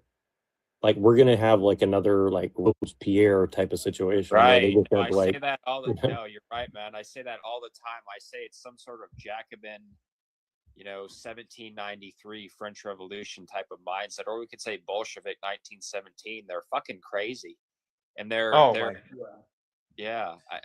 You're right. That's what I say too. It's they're. Yeah, And they admit it. Here's the crazy part. They admit it. They're not even hiding it. That's what's crazy to me, is like they're not hiding it whatsoever. And this is like, the thing is, like, if you go to California and New York City, the most liberal places in the world, allegedly, they do not like this, like, lawless, people going through the streets and robbing people and doing all these things, right? But like, the left is just allowing it to happen for whatever reason, right? And I think that people will demand law and order, right? But see, when it starts affecting them, they will. See that, like, that's how we can kind of compare in a sense, like from here in Canada, right? Like Alberta, Saskatchewan, part of BC and Manitoba, we want to separate because of the fact that there's so much crime here in Canada that the government isn't doing anything. So for you guys, it's only at the state level. So if this were to happen under a liberal government or a democratic government on a national level, imagine the chaos that would happen. Absolutely. I think, and the other issue is like the left, they think of themselves like the rebels from Star Wars. I saw one of these panels and they had all their like topics up, and they had the rebel symbol from Star Wars with instead it was colored pride instead of the regular color that it is. And if you try to debate them, they just like they try to take a moral high ground so much. Like when they term abortion as like health care for women. Right. And they try to take such a moral high ground and frame the right as being evil. Well, I try to go on. Abortion is I only agree with it if there was something done wrong to that woman. But other than that, it's just irresponsible and careless, and you're killing a living being inside another person. Well, see, the thing is they're it's really the rich that are doing this to people, right? And see, this is what's funny is like the left is so dumb. They're like, we hate billionaires. It's like, well, who do you think's promoting all your talking points? I mean, you know what I'm saying? It's like, who do you think is supporting the panel that you're speaking on right now as we're speaking? Yeah, exactly. Yeah, and it's one of those things where you say this to these people and they hate you so much because they know you're right. That's what's crazy is I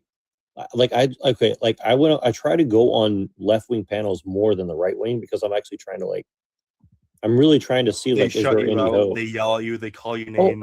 They won't even let me get up because they say I need your name and your pronoun. I said I'm a male, and they'll make the whole thing about oh, that's not a pronoun. I was like, why? I've already told you I'm a male, right? Why do I need to get into the pronouns thing? And what business is it theirs anyway? Why does it matter? Right. And they'll make the entire thing about that. And then if they do let you get past this first little test, right? Because it's all humiliation. They just want to humiliate you, right? And to me, it's it's actually, I feel bad for them because I'm like, okay, if you're this obsessed with it, obviously there's something wrong with you. But I'm not gonna it's for the audience.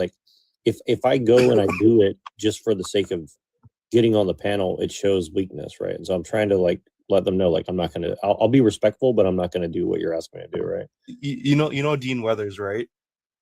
I've heard the name. I don't know who it is. So he's probably the most liberal kid you could ever meet in your life. He's the most immature. You could tell he's never worked a day in his life. Everything was handed to him. He's just one of those guys. Okay.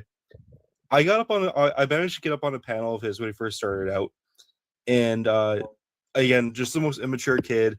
Same thing. Just wanted to humiliate you for good laughs and stuff, right?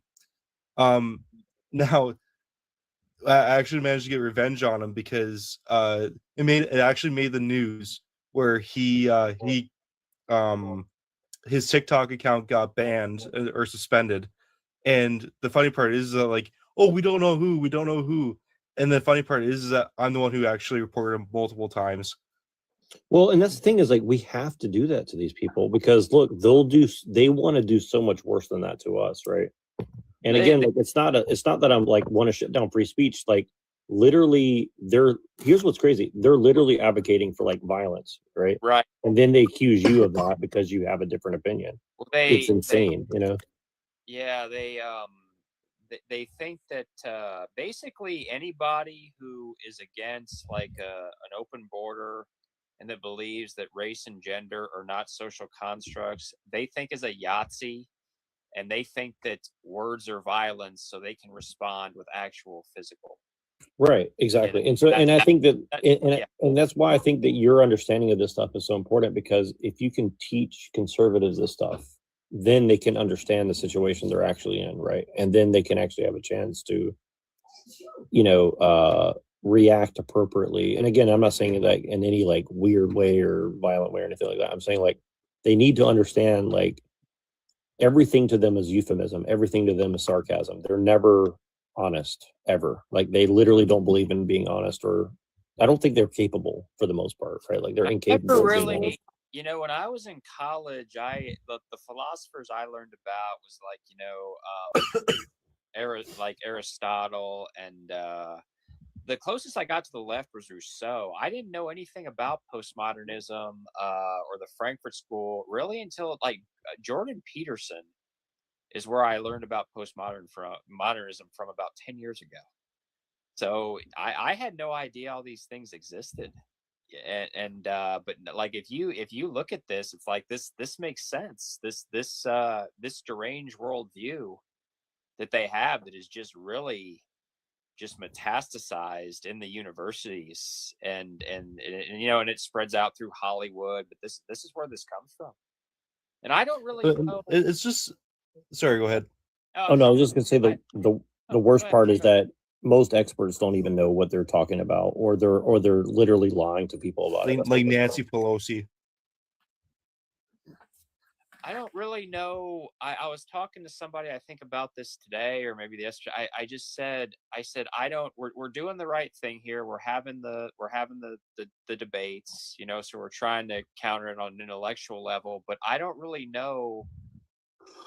I just if they need, I think maybe we need to bring back mental hospitals, because that's what they're really. Well, it's just the fact that like we like the way I see it is that us Republicans, or conservatives, we have normal viewpoints that anyone with common sense or a brain would actually view, right? Like closed borders, abortion rights, stuff like that, right? Now, these people, when you think, oh, I believe in security and freedom and justice for people, right? What they hear is, oh, you're a racist, and you're this, and you're a Yahtzee, and oh, you're a terrible person because you don't believe in freedom for everyone else, right? That's what everyone else, that's what these liberals think.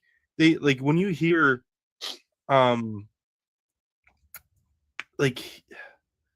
when you hear, oh, this colored man did this to me, right? They think you're going to be a racist. That's how they see it. It's just the way they are. It's the way they're wired, and God help them, but that's just the way they are. And again, yeah, I believe they should bring back mental hospitals because of it. Yeah, I think that's the best answer to it. Yeah, because they're I said, you know, and somebody who has a good take on this is actually another Canadian, Gad Sad.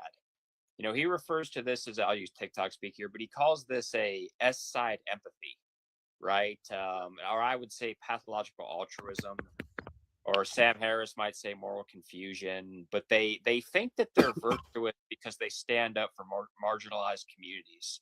So it almost becomes kind of an addiction, right? Like the more they stand up, the more virtuous they think they are, and the better they feel about themselves. It just, you know, and we see the ultimate, you know, deranged manifestation of this, where they think that this is where they think that violence is justified, because they're so virtuous that they're going to prove it by just showing how dedicated they are.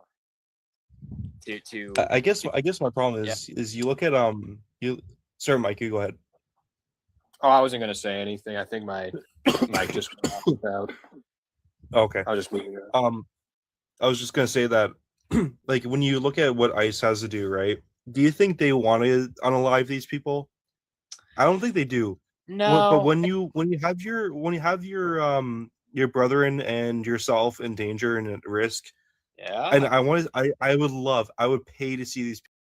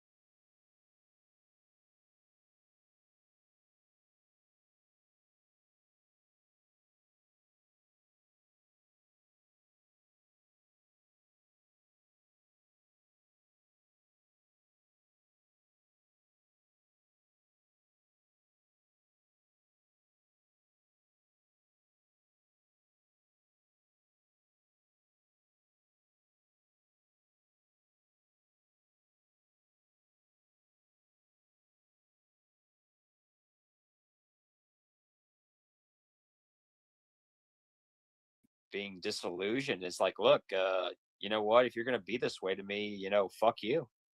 Kind of mindset, and rightfully so. Yeah, and I have mixed feelings on Nick Fuentes. Like, you know, every time I talk about him, I'm always nervous because like I can see how people can always misconstrue because he says a lot of things, and like I never really liked him until about the last year.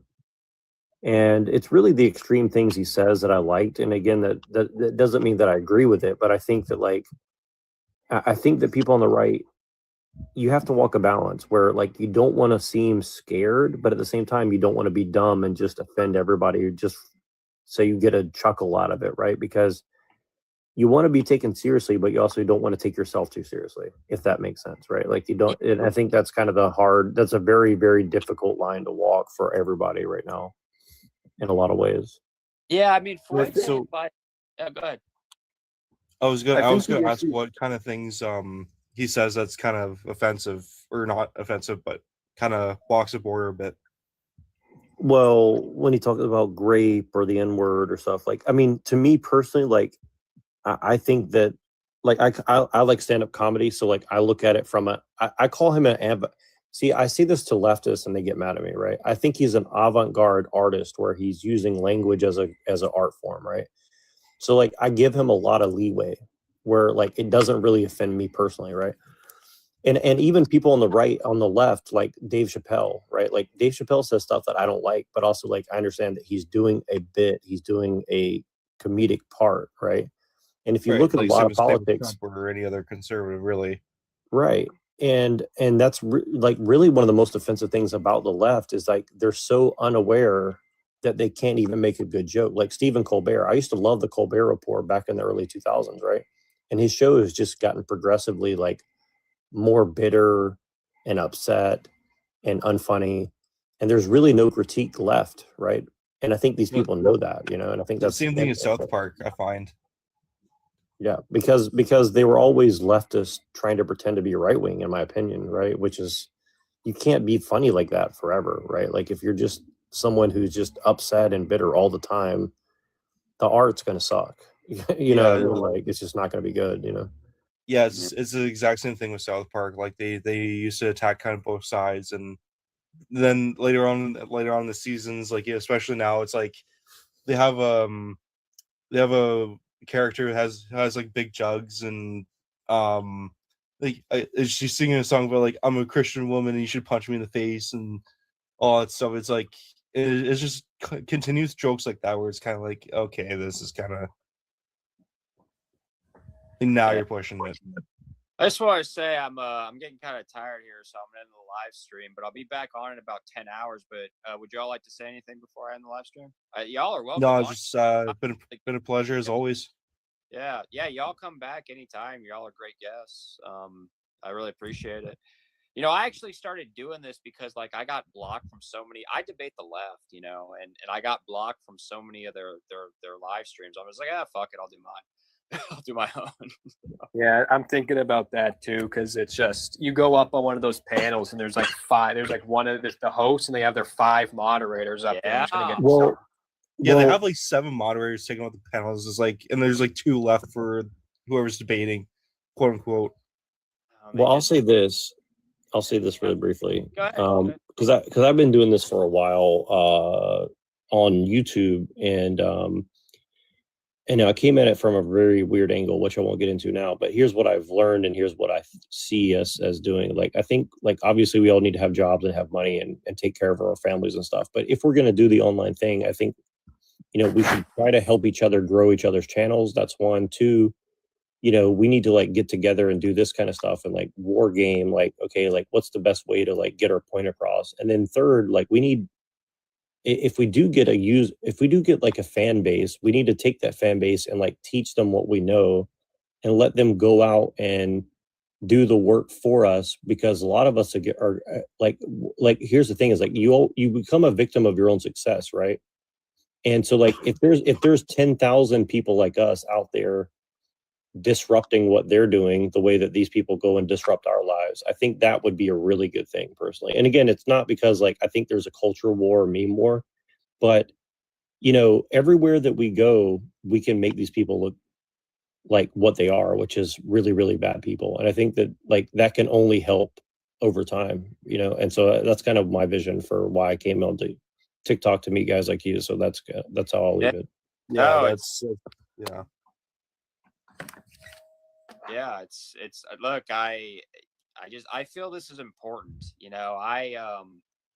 I think I don't have children. I really don't, it's not my vision to have children or even get married. I think the left is subverting Western civilization. I'm just doing my best to try and to stop them, to intellectually counter. And it's important. I was never into social media.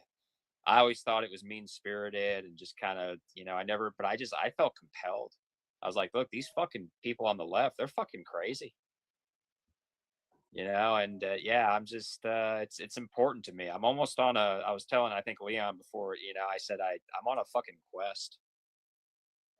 So yeah, I just enjoy it. It's important. It's No, it is. In your space, I've seen your space many times, and I appreciate that you do this. And I hope that we'll all grow from this and grow, an audience of well-informed, well-intentioned people. And I think that that'll be a really good thing that we're all gonna, be a part of if we continue doing it. Because,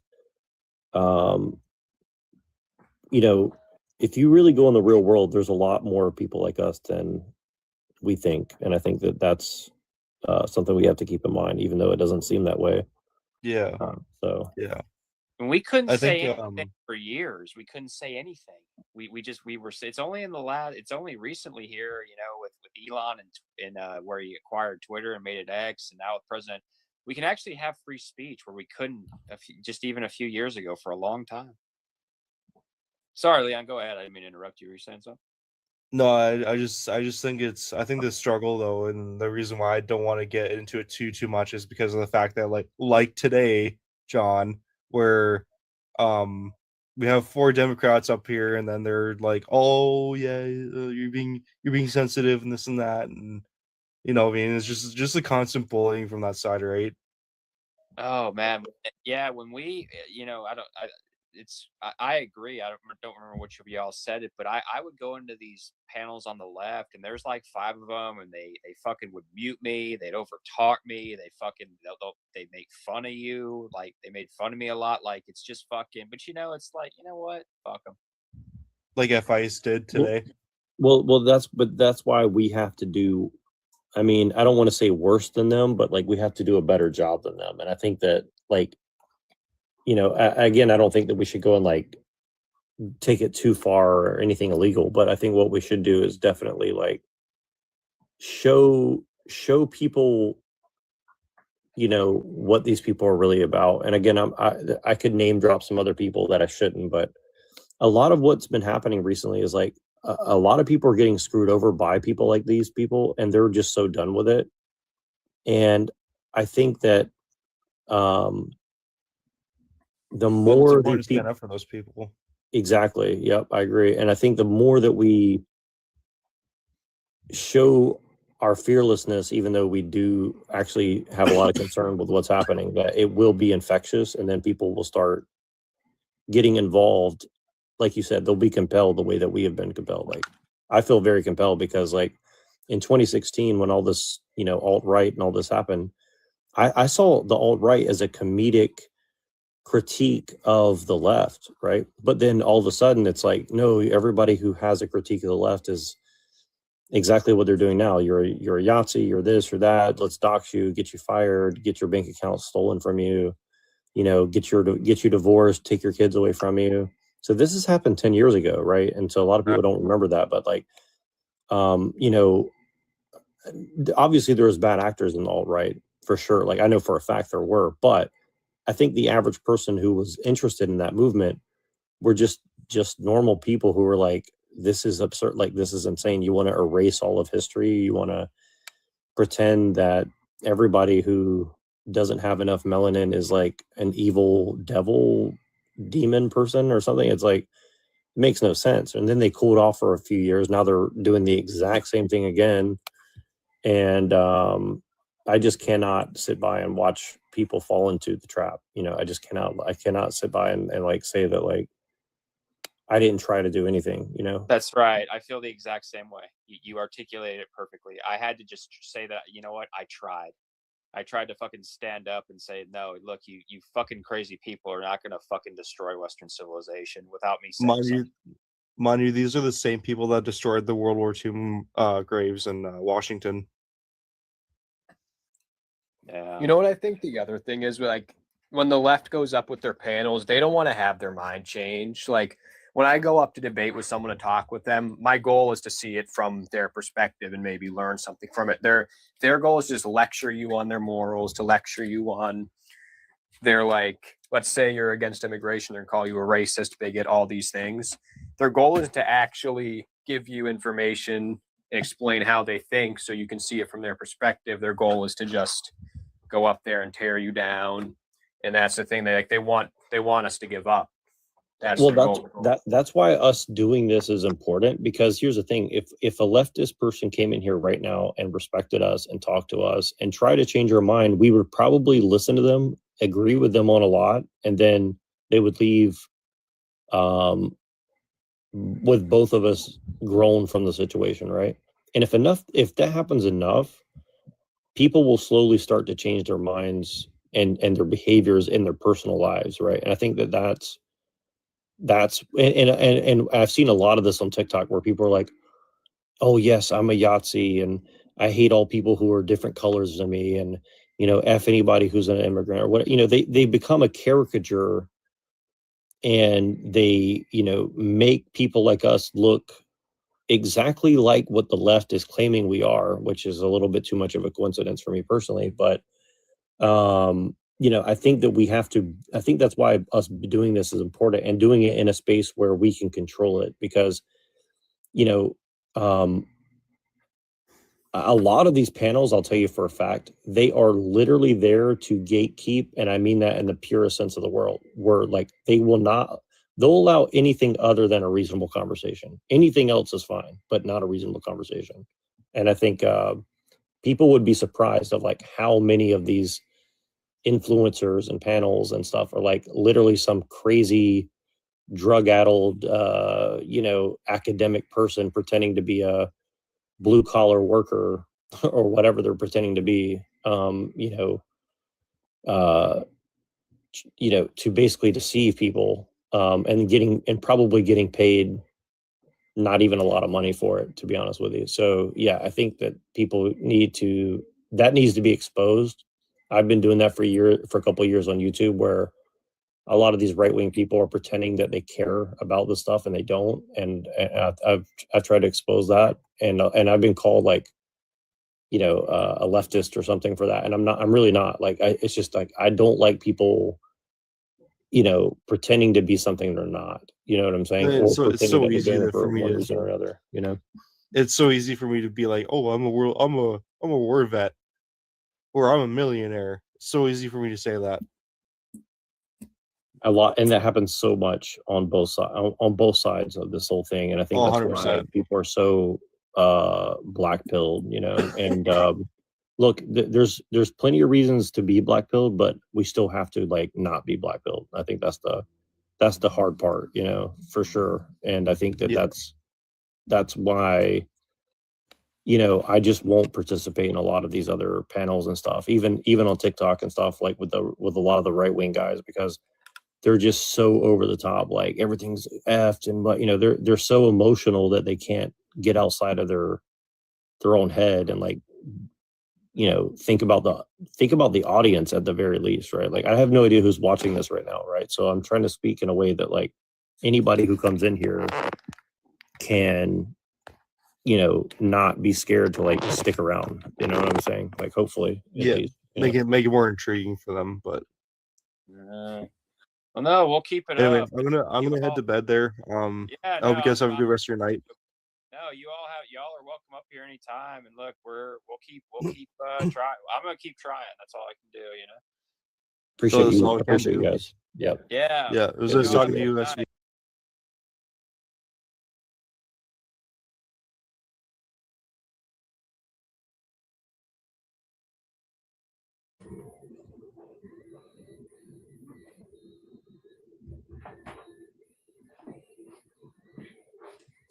Sorry, guys. We're in the same time period. Hold on. Insomnia, you should try magnesium glycinate. Yeah, I have that here. Yeah, I have like a magnesium that has all the magnesiums in it. I love magnesium. I would just have to, it's 3:54. Yeah, same time over here. Same time over here, Tracy.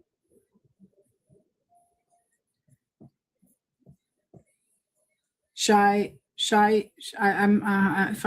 sorry if I'm pronouncing your name wrong. Shaish.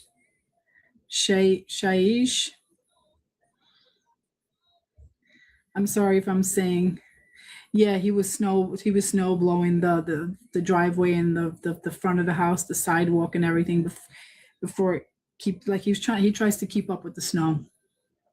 He was passing me the batteries to the snow blower.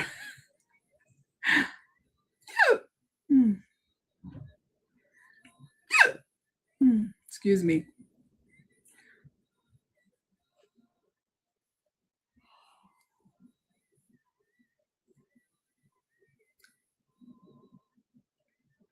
All right, guys. I'm going to say goodnight, and I'll be on tonight. I'll be back on Thursday night. And then Tracy, did you say that you've You filled out my event. It's free to come to my event on Saturday. It's a free event. I'm having a big live on Saturday. Oh, thank you. Saturday, 8 p.m. Eastern Standard Time. I'm doing my sister's makeover. If you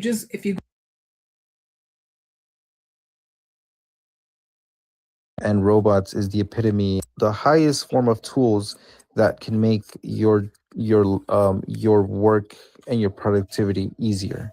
It's not really like capitalism. It's just the people that want better goods and services, and they want to work less. That's why, like the people are making the demand, and so the demand goes for automation. Like it's not really capitalism itself promoting. It's just capitalism gives freedom, and people choose what they want. Well, for example, I mean, I think both of you guys have a good point, but I would say that like we're kind of disconnected from the like mechanics of both the economics and the technology itself, right? Like none of us can go like in our backyard and put together like an iPhone 16 or something, right? Like, you know, even with all the ChatGPT and all this, like you need like labs, you need chemicals, you need, you know, access to certain things. So we're still like disconnected from the means of production, I guess you'd say, or whatever term you want to use, right? But basically everything you're disconnected from. Like you can't build a house by yourself. It's like too much technology involved. I think the means of when it comes to the means of production and what socialists and communists like to talk about, taking ownership of the means of production or whatever. I think when it comes to that, where we should really care about is the means of production for the essentials that we need to survive, and that could be the things that you could empower yourself to do is to basically grow your own food, for example, right?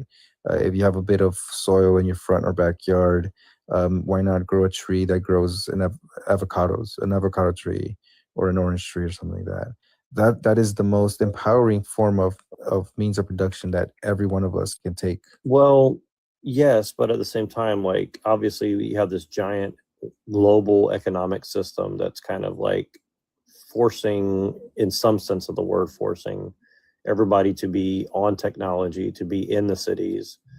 It's not true. To have a job. You have in America the highest rise in regenerative agriculture, which is based on intelligence in farming. And it produces organic fruits and organic stuff while having good impacts on environment and making people get out of the cities. So, for example, you could develop lots of tech that would help. Sure, we could, but we don't control the government. We don't control the economics. We don't control the people technology. who create right? technology are the private, not the government. Right, but I'm saying like all you're really, and again, I'm not saying this to insult you at all, but all you're really saying is like, well, theoretically, if everybody agreed that we could do this, right? But the thing is like, people are dumb, people are selfish. No, because yeah, but people are dumb, people are selfish, people don't care about these things. What's good?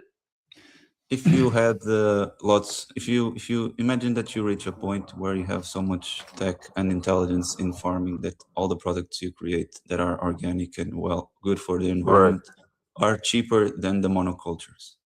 Don't you think that the people will start buying organic stuff? I mean, theoretically, I think as Americans, I mean, theoretically, we got to reconsider all our values. Well, but it's what's happening. Like you're moving our entire what we value here as a majority of being American. You know what I'm saying? Like, what is as a whole? You know what I'm saying? Because infrastructure, agriculture, that's all important, but we have to get down to the core of the problem, which could be technology, it could be war, conflict, it could be.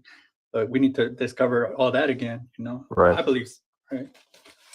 I mean, because now, like it's still just like true though. Like we actively live in like the most prosperous, safe, cleanest time in human history, and I think it's because essentially free market principles, capitalism. We introduced the world to essentially the new world. There's a reason every country essentially has in some sense become westernized. Like, and it's Right, because of these but so just throwing it away. and you're not wrong. You're not wrong in that, but also like at what cost, right? And again, like I'm not saying this as like a leftist or something. I'm saying this as just like a general thing of like the culture and the like, you know, the empire of technology and economics that we exist in, right? You know, it's kind of erased people's identities, right? Like everybody's just a worker, everybody's just a laborer, and now even that's being taken away from us. In a sense, I believe so, because there's a lot of cultures that are more like indigenous, but this country was built on capitalism, and that's why this whole nation was based like kind of. I mean, we're not Americans are not indigenous, like founding fathers, you know, but you know, like. Well, I mean, we cannot go back in a to that. long enough timeline, nobody's indigenous, right? Obviously, right? Like Obviously, yeah, everybody's, of course. yeah. So, and again, I'm not saying that to like dismiss, you know, indigenousness or whatever, but this is the debate that's raging in the country right now about like, well, this is stolen land, so therefore let's bring 6 billion people to America to make them all free or something. It's like, No. it pretends that America is like a magic dirt. In the same way that we pretend that like technology is going to equal the playing field. Well, that's what when they you say taught to we're the next just generation, to workers, their it's children. like that's always been the case. Like people used to have children because it meant more labor. Like the notion that we're somehow like more bowed down or in any sense like abused by capitalism is just not true. Like any like Yo, rational human, I gotta I disagree believe. with that. I gotta disagree with. I don't think more kids were made for labor. I just think people wanted to have more sex. No, that used to be the case. People used to have study. more There's a children study. need because more it was workers free in your labor. farm, you know? That's Yeah, how the- farming. Well, I yeah, mean, but not that's everyone how was farming it though, worked. right? Was everyone farming? Well, a lot listen, of them in the West. for Go look at the stats, right? Well, look at Even the wars. like, That I mean, I think wars are so profitable that if you look at after Right. World War II was the baby boomers, you know. So right, but yeah, go because look the at the world became more 1800s, safe. right? It was like 10% where everyone was farming. We still had 90% of jobs that were not farming. So I don't know what you're talking about. There's studies that have studied this, where in which as societies develop, there's 4 stages of population growth. The farming stage is where farmers have 8 children because they need more farm hands. The second stage is in that first stage, a lot of those children die because of the lack of medical technologies. The second That is stage true. That is true. is when they're still having a lot of children, but now the medical technologies are at a point where all of them survive, and it's too many children, right? it's so many. Yeah, well, it's sort of like a hold on. population. more growth. But wealthy a why are society they? But why are becomes, the they less trying to tell children everybody to a stop having society has. kids, and then all the No, smartest this is people stop having kids? Though this is a right? natural progression. No one is telling But anyone. it's This not. this is something that happens But it's by no. itself. It's not natural though. It They're is. No literally one told telling. anyone to Hold do on. anything. They're literally propagandizing young women to hate men, to never want to have children. But No. even if there's With millions propaganda, there's and still billions of unexpected. dollars. This is a result of a dystopian like a society that we're Listen, living in right listen, now. you're not SV, gonna hold on. this is Wait, this is hold on, the hold on. incel mentality. Tell the me result of who's public saying that? schooling, Who's saying that? Public school. Hold on. No, like, look, you could turn on any Government social school. media right now and look at any woman under the age of 50, and they're almost all saying men are trash, don't have kids, sex is bad unless it's with a woman. your algorithm. That's probably your algorithm. I mean, When it's I go just on factually Instagram, true I don't that, see that that. women are A lot having of less women. A lot of kids. my women It's when I just a fact. Hey, the women I Okay, talk so to, listen, they want to listen, have kids, listen, bro. I don't know listen. what you're talking exactly, about. and they wanna can't have find a kids. man. That's what I see It's too. just statistically true that women are having less kids and they're having them. Well, they're Right. having So less hold kids on, because hold on. because Hold the on, economy you guys sucks. are being dishonest now Yeah. because you're. Hold on, I you guys agree are with this. denying that people are spending billions of dollars to propagandize women worldwide to be educated and not have children. Are you going to literally sit here and deny that? No, we can agree with that, It's been but we proven. believe that the main problem is not that. It's been We believe proven. that It's been proven in look, third if world you don't want to have countries. kids, that's on you. I'm sorry, But why are you All telling? right, But why are you I going to want a pretend that it's not source. an issue? I It's want a been- source right now that there's We a apparently got a propaganda, woman on right? That women are telling like not to have kids. It's I want a called source right now. worldwide public education. I don't want worldwide Instagram. I public want a education. source. Show me worldwide study. public education. Show me proven The I'm sorry, source is research on that this. they're having less kids That's the proof. Because here's the thing. Let me tell you why women don't want to have kids right now. There's a couple of factors. There's a couple of factors. Oh, so they are. Bring it So back, it's Joe. true, Bring it back. Ace. Which is No, but what is not true? What is not true? And is how is that an there's this incel? How's that propaganda about that incel? men- How's that women about don't want to be whoa, whoa, with whoa? men.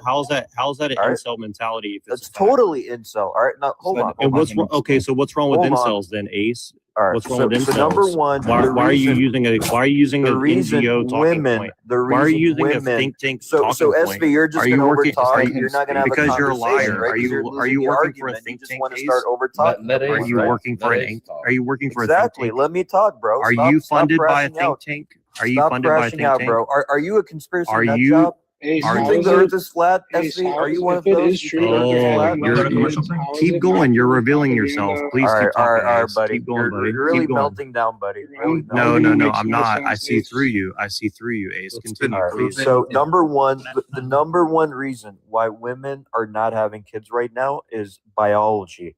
If you go look at the research biologically, women are having more miscarriages, right? We know that. We already That's know just that. factually wrong. It's getting harder for women to Oh my conceive. God. Earlier. All right, it's getting harder to get conceived. We all know that as well. Infertility is going up. Why? Why? Okay. Why is Number that? two. Why is that? Number Hold on. two. Why is that? Why is that? Quiet, SV. Don't melt down. Don't melt down. Oh, I'm not melting down. You're totally melting down, bro. You don't let you're people not talk. provide. You Where's don't your let evidence people for talk. that? Where's your evidence for that? My Where's your evidence evidence? is Oxford. Where's your evidence for that? Oxford University. You know what that is? Are you a white supremacist? Is that why you're using Oxford? Oh, there we go. SV, it's been proven that it's been proven that in third shut up and let the others it's been proven that in especially in third I world, thought Ace was a serious guy. especially in third world countries where you can probably measure this a bit more accurately. Women, females, girls have better educational outcomes just for the mere fact that they are less prone to ADHD behavior, right? Like little kids, boys. Are you talking All right, about? so wait, okay, hold on, hold on. Let's can't assume sit that you're still. correct. Let's Psychotic. assume that you're correct. You're Are you psychotic. saying? Hold on. Are you right? Are you? Women So are you're making the, hold surpassing on. us So you're in- making the in argument. Hold education on. I want to for a make sure I reason. understand your argument. I want to make sure I understand your. Are Yeah, you go saying that it? Are you saying that it's a given fact that it's better for women to be publicly educated in the way that we're doing it now versus all of human history? Is that what you're saying right now? Biologically speaking, they are better at us at sitting down and learning and not being like little shits in school. That's it. So you That's hate biologically males because speaking. we can't sit in. Hold on. So you hate men because we can't sit in I don't school and hate. learn. Is that what you're saying? I don't hate. Why do you have this narrative of hate? Why do you have this narrative of hate? Like I don't Dude, hate because anyone. his life was miserable. He's all about hate, right? Why- You gotta yeah, understand Because you that. guys are this narrative. dishonest and you're revealing yourself. Please keep We're going. dishonest. what We're they just dishonest. said. We're Women dishonest when you do- can't pull up women a do source. better SV, let me ask you something. All right. I go Can ahead. you Ask tell me a me question. right Ask now? me a question, man. Go ahead. Go All right, ahead. all right, buddy. Don't make a fool out of yourself. All right. Can you tell me right now how many amendments there are in our Constitution? Yeah, about 457, I think. Exactly, Last time I buddy. Yeah, acting real smart, my guy. You're exposing yourself, right?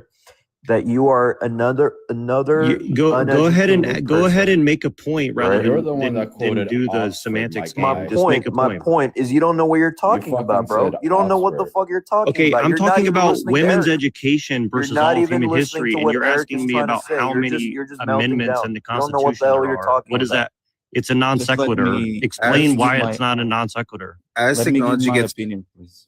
Let me Go give for my it. opinion. Go for it. So, I think that we have lower birth rates because the government has nationalized education, and we have a stupid educational system where instead of you having an education like that is turned to the market, which means that companies would like have a bigger role in the education and you getting out and working, Bro, just like you they have in sound like you need Switzerland. government education. Just let me I think it's finish. 5G technology Just and all the like cell in phones we have in our Switzerland, pockets making where us they stroke. have companies that finance the Exactly my last years of school, and you like start working as part-time and study at the same time, and after 3 years you already have money and you already have a Right. course.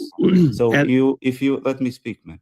If you had the companies in education, and if you had a free market education with like individual teachers, small schools, bigger schools, etc., that would appear by itself, and innovation coming.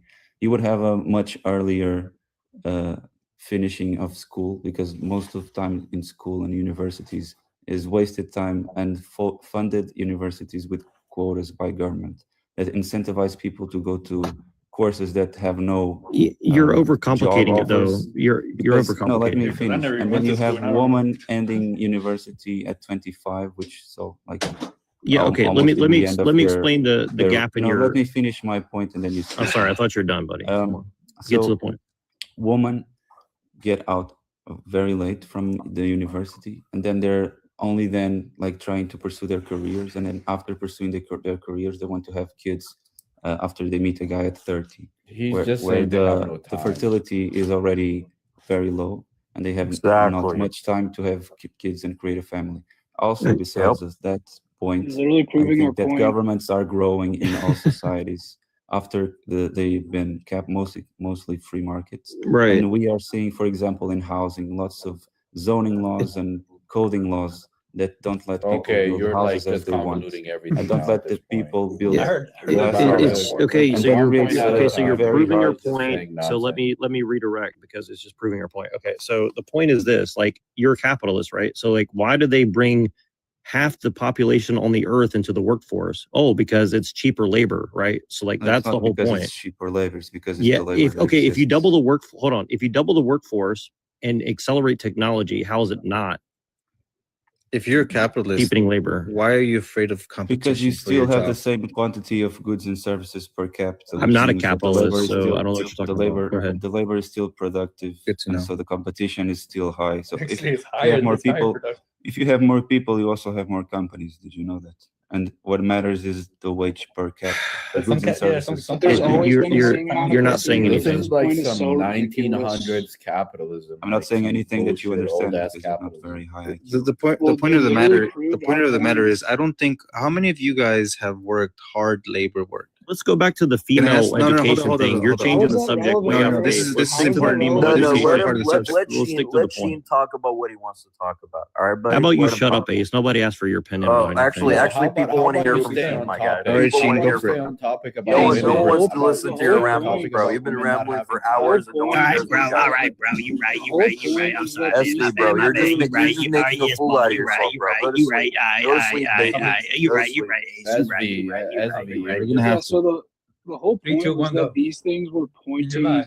It was incentivizing and essentially pointing women towards career rather than family. So it's like, yeah, of course, like this essentially made birthing rates decline because women prioritize career over family overwhelmingly in my generation. There's even, I can't remember, I can pull it up if everyone freaks out about where I'm getting it from, but there's been polls on essentially that women, it's almost last on their list on having kids in a family. That's And exactly it's right. There's some overwhelmingly people who don't higher. even care for families. So it's I like, mean, yeah, like it's not that there was like a Not to direct mention the fact propaganda that once you're campaign that over made, 30, I'm once almost you're over set. 25, There your wasn't brain a structure direct changes. propaganda campaign that was like, women stop having kids or stop Right. being in family or don't Yep. support the nuclear family. It's just Exactly. that there's been Individual essentially choices. through like economics and honestly, essentially towards. I wouldn't call just it the economics. It's full more on. social engineering. Well, sure, yes, that's a good. Well, Economics and I is think- social but it's like engineering. that's the Well, Hold whole on. and I point. think Economics there's- is social engineering, though. That's Call the it what point. you want. No, not women were not from the pointed towards standpoint career that instead of family, and it's just not from the fucked. standpoint that you push them. Once you push them over 25, your brain structure changes, your social status changes, you Right. become an adult and blah blah blah. Like, if you have a child before 25, it's pretty likely the likelihood of you having more is kind of like, because once you have a child and you're a mom, I think you'd have more. But after 30, your whole very unlikely. life outlook change. Yeah, It's your hard. whole, It's like, hard to have kids it's after social, 30 it's for social men and engineering. women. But I wouldn't blame, I don't know, I wouldn't blame capitalism, or I wouldn't blame like Well, again, I'm not saying I that's wouldn't capitalism's fault per se, but what I'm saying is that they obviously doubled the workforce in the last 150 years by bringing women into the workforce worldwide and making them economic units in a global capitalist quote unquote system, right? So like, how is that not going to change the way that human beings behave in a sexual manner and in But a schools reproductive are manner? not free market schools. Schools are all from government. Everything. Oh my God, They're dude. socialized. Yeah, but, Women were always educated. What neither are you is talking about? so neither is corporate. The corporate structure is also not really free market because it's, guess what, Yeah, chartered I by the wouldn't government, right? blame people to finish I school wouldn't at blame 18. Is it schools the market? either, It's but not the market because that's demanding it's the people to finish school so no, I late. wouldn't blame It's schools literally either the government. because you finish school by 22, right? If you get your bachelor's, like it's, I wouldn't blame schools that much. The point is, like, I women don't know. wouldn't be, most women wouldn't choose to go work a corporate job till they're 55 years old before they decide to have a kid, right? Like, it's Imagine not a you start natural way to working live at life. 16 and then at 22 you I already think have I enough think money to start a I think family. feminism. Isn't it I think different to have than to have like that? the issue. Yes, it was Or- the or- feminist movement. That's correct. That's why this happened. I think you Okay, guys I don't- don't. I You think guys this don't. whole- You guys aren't taking into account that when people were having children at 20, 21, 22, 23, 24, 25 is a good cutoff age. But when people were having children before 25, what ended up happening was that we saw a huge rise of divorces once they reached 40 to 50 years old. So to me, I think it's weight. Is there or is there not a divorce epidemic happening across societies? Yeah, but how you're saying My this is parents divorced related when to I was people- 18. You're saying this is related to people having kids younger. Yes, it totally which is ridiculous. It 100% is. You're not even historically, like, when people were having- emotionally mature to pursue a relationship that requires. Well, I think Eric makes a good point. If you're talking about like a single mother who then marries, right? Like who had like a kid at 16 or 17. I think at that point, like you're not emotionally stable, your brain's not really there.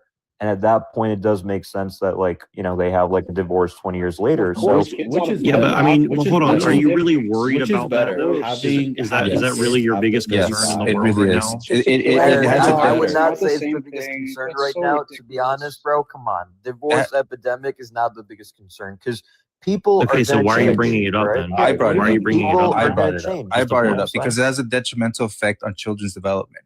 If It you does, it if does. you Oh are my raising God, children, you if you are said it's raising 20 children, years after the fact. How's it going to be Yeah, what are you- detrimental in their Oh, development? If it's 20 years after the fact, dude. do you think it happens from one day to the next? Like there's all sorts Oh of. my God, Dude, dude, what are this is you ridiculous. Eric, You're what are totally you being talking absurd. about? Oh my God, we need to protect people's mental health above all. So like, let's just not have any kids until we're 45 years old because maybe by then we'll Not 45. be Come on. fully developed or Well, it's something. just I like mean, your I don't know, man. point, the maturity Eric, too. doesn't Like, even I make mean, sense. you don't want to be a young I parent. Some people I every single time I get on TikTok and I ask someone's age and they say 21, 22, it literally sounds like I'm talking to a fucking child, dude. It's Yeah, I like wouldn't you're date not one even girl mature enough You're to not have making any to have a coherent full points. understanding of the world, much How less old have are a you, bro? fucking child. history, we had kids from So 17 to 22. That's Yeah, Are, but wait, fuck- are you fuck that are shit. you I'm not. are you guys anti-natalist though, or is that what you're trying to get at? Like you hate people having kids, or what? Is that No, what I you're trying to want get at? I What want if- I want what if people you to have kids compare responsibly. one I want family- people to have one kids family that responsibly. started when Well- she was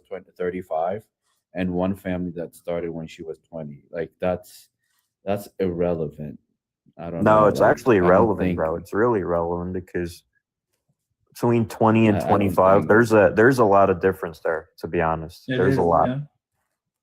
And So I got to hormones and disagree with that, hormones, Teresa. When you're 20, you're probably still living in your parents' house, right? You're probably not paying for your bills, right? Still a kid, bro. You're still a kid. Your brain's not there. And then when you're 25, you got to deal with everything on your own. So it's like a totally different era of your life. So I got to disagree with that, Teresa. I don't know what you're talking about, bro. So, should 20-year-olds not vote if they're so dumb? I Well, you're actually, young. dude, I actually think we Exactly. should raise the voting age, to be honest. I think we should. I think we should make it 25. I think that's where our Sure, country's everything going but not downhill. have kids. Because if you So go it's look just at the like- last Well, the brain election, is it still was developing at 20. if you go look at the last election, it was Gen Z that got Donald Trump the election. Go look at it, right? It was Gen Z and especially male, right? Men. And had they been 25 and not 18, they probably would have not gone for Trump. Because I got so many friends now that are like 21, Gen Z, for some 22, reason, is into this politics. So, political I mean, rap. and politicians are scared of I the know a lot generation. of people that are Younger 21, people are more 22, and liberal. they What are are you regretting their talking votes about, so dude? bad, What are so you bad. talking about? No, all I'm saying is I think the age gap between 20 and 35 doesn't matter. The system is such that it's just not encouraging women to have kids, and like Yeah, that's and it's on doesn't purpose. matter. It's not just like a Yeah, natural that's my outcome point. of what's happening. It's like Yeah, people it's naturally are more gonna deliberate. have sex and have It's more kids deliberate. naturally, but Don't they're you guys think it's deliberately telling because people don't do that, obviously. don't you think it's because we lost most of the biblical values that we had in the West? Yes, definitely. Yeah, but that's the thing. That also is not being done like just by accident. They're literally doing everything they can to destroy Christianity among other religions as well. Like they're But just don't you think, for example, if we had private schooling, many parents that were Christians would send their kids to Christian schools? There's not enough money And now we for have the government average person. monopolies on schooling. That yeah. is Look, always I right. mean, I'm not a big fan of like public school in general. That's kind of my point against Ace and Eric is like, well, they're just like, well, it's really good that we have public education worldwide for women. And I'm saying, look, I'm not saying women shouldn't be educated, but what I'm saying is like the way we're going about it is making them unhappy, bitter, and men too. Like it's they're trying to force Well, it's people to public be something schooling. they're not naturally, I right? think It's the that if government's we- agenda applied to the students who go to these schools. You know. I think Yeah, if you we have to had understand free that market, when you we would have choice. when your and muscles parents would be responsible. when your between the muscles as a right and the man left. when your muscles as a man becomes irrelevant to make a living, that's when society changes. Unfortunately, that's what technology does. You can make a living without your muscles, and in the past it was your muscles that created wealth for I your mean, you're family. literally arguing for even listen to UBI. you. So, like, what difference would it make to you then? I mean, it's like if we're just, I'm not saying that I'm You against just UBI, gotta but what I'm adapt saying to is the like, times, my guy. You gotta Work adapt to smarter, the not harder. times. okay, No, but that's like, facts, so Eric. so We so if the gotta times get call for UBI, hold on, bro. if the times call for us to be like genderless, creatures that live underground and have an IQ of 80, is that okay or what? I mean, like, where do we? That's crazy, bro.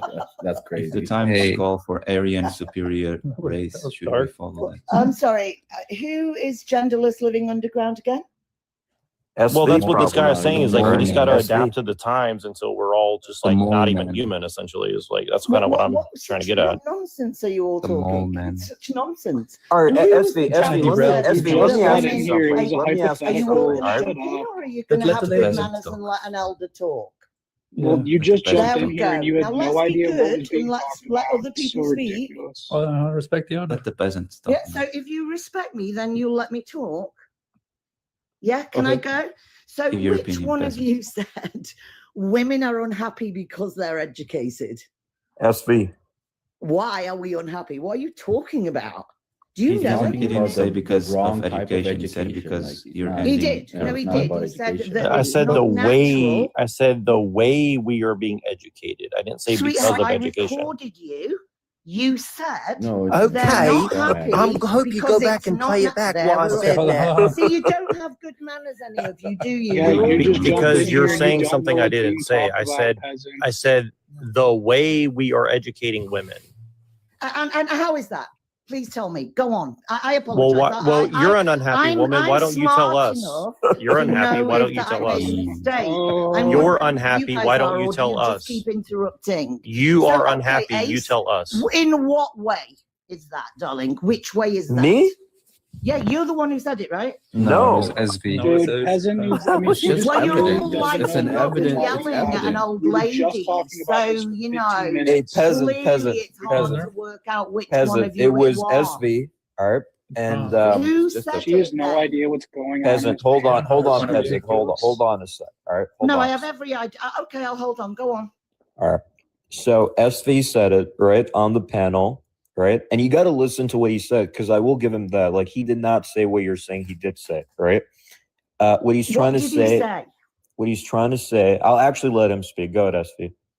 Yeah, what I said was that I said the way we are educating women is not conducive to normal human life where people Okay, tell get me married what and we have need to do children then. What and does that mean? live with live in a semi-agrarian lifestyle or something akin to that, right? Like we're all being forced to live like What corporate. do you mean? What does that? Okay, well, you're not going to let me speak. So you're an unhappy woman. So you're an unhappy woman. Tell me how you being I am educated not has made you so unhappy. sweetheart. I speak 4 languages. I've been to 65 countries. I have 2 beautiful children. I've had a fantastic life. I'm brilliant. I love But you don't want that myself. for your kids. What are you, peasant? You don't want that for your kids. You want it for yourself. You're feeding your kids I want what the for wrong myself? things. What do I want for myself? No, when was how old were you when you got married? Hey, Teresa, bro, what are you talking about, bro? What difference does it make? I would When like you to had address kids, the how guy old were you? SV and have him tell us what is it that we're doing wrong educating women. No, I think Teresa, for your kids. 15 minutes. This is so ridiculous. Peasant, I think peasant, you got to The understand minute I say something. anything they Peasant- can't answer, every peasant- one of them has got to pipe Peasant, up he's and not, say, he's "Oh, not lady, talking about all women, right? hilarious." Hold up, base. No, answer the question. Peasant, hold on. You're not going to get an answer from him, but I do want to ask you a question because I agree with you that you've lived a full life and you found a balance between your family life, which was your children, and actually living a fulfilled life No, of I visiting had a full life, and right. then I had children. So I have a question. I have a couple questions for you. Questions for you. So did you go to university? I have a PhD. Yes. What did you hold up, Marco. What did you study? Oh, shit. Well, initially I did a double major in writing and economics. Then I did my master's in international negotiation. Then I did my PhD on how language affects men differently than it affects women. Interesting. And how old were you when you had your children? 38 and 40. Interesting. And But they not everybody's also like have you. Not everybody's. they a also have high performer. careers. Hold up, Teresa. So Thank do they have careers of their own? They certainly do. Okay. Would you say that they're pretty well established? They're very well established. Yeah. Okay. And by when did you And I start brought them up traveling? on my own. Oh, because their nice. dad died. Do you represent the average? No, you don't. You're Yeah, I do. you're Yeah, more of the totally. All right, higher peasant. performer. Let me ask you the question this way, right? Because I think I know what they're trying to ask. So if we were to do a survey today, right? You know what I'm saying? And if we were to ask all women that are working corporate jobs, what percentage of them are happy? What do you think the response is going to be? I think instead of discussing it with lots of other men like you're doing, you should ask women. No, I'm asking you. Right? That's what I'm asking you. I'm I asking was you right the now. counsel for the president of Ecuador. No, I was get the that, but counsel for the king of Spain. no, peasant, you're missing my question though. If how- we were No, to do a I'm survey, answering you. did not Women right? are happy. Hold on, You just Teresa. don't Hold on a answer sec, me. buddy. Hold on.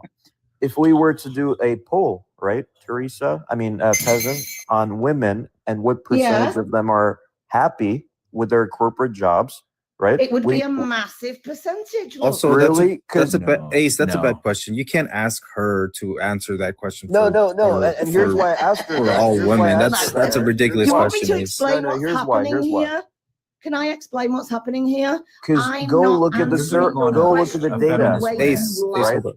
Go look at the data, peasant. It's not looking too good right now. Well, No, 64% of women are not happy. They're not happy. Is all I believe in.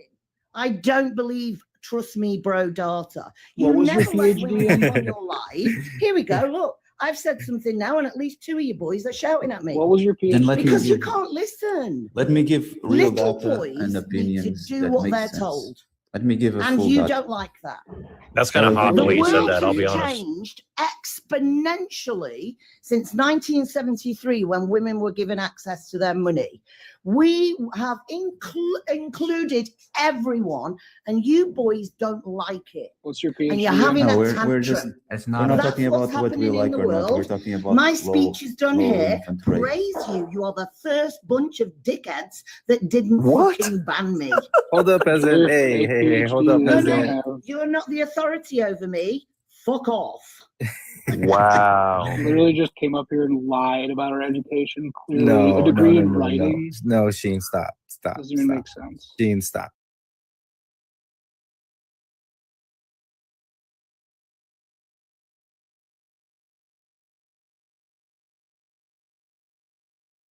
That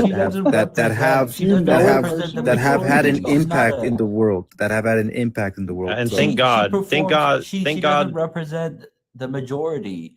If she was a man, she would be Hold a on. performing man. No, I just want She's to. I not, just want to like, say thank you it's to not her the for her point. service and the service of the Queen and country, for making all the women around the world bitter like you. I appreciate it. It's been awesome. She's lived a full life, my guy.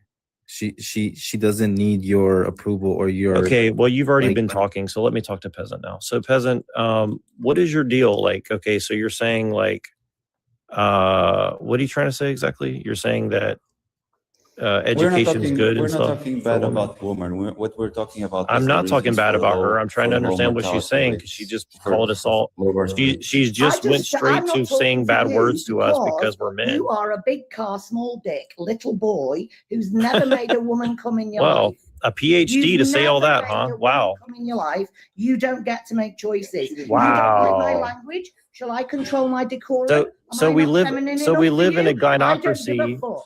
You've So, got a so, tiny so you dick. want a You're just gynocracy That's of what people makes like you you, so right? angry. Peasant, So you, you're just no, I'm not hope you angry. have I'm the very day You happy. deserve. So I listen. hope ICE come and find you, you small dick little prick. Well, don't worry. How's If they that? do, they'll send me back to your country since that's where my homeland is, right? So. Your account can't even be Hey man, found because you're a handle this fucking because nobody. clearly you can't I'm handle a woman. blocking Let me you. handle Hold this. on. I just want to Let say me one more handle word this, to you. please. I just want to say one more word to her. I mean, because I can barely understand her. Actually, I forgot it. Go ahead. We You're were good. talking about birth rates being low. We were talking about the reasons for that. We're not talking about women in general being this or that they should be or not educated. We were talking about political systems My guy, are you in a and the cave? incentives for having higher birth rates or lower birth rates. So I don't know why she came here and started saying all that. We were Well, just she was trying probably to just have trolling, honestly. a but logical it was a conclusion good of troll. why. So let me just finish my conclusion. I think if the markets and the schools were managed by companies, it would happen like in Switzerland, where most of the job force goes out already with the course very early and already with lots of money, because most of them have trade schools where they start at 18 and finish at 22, and they already get paid while they're studying these 3 or 4 years, and they get out already to a company because the companies are also financing the schooling.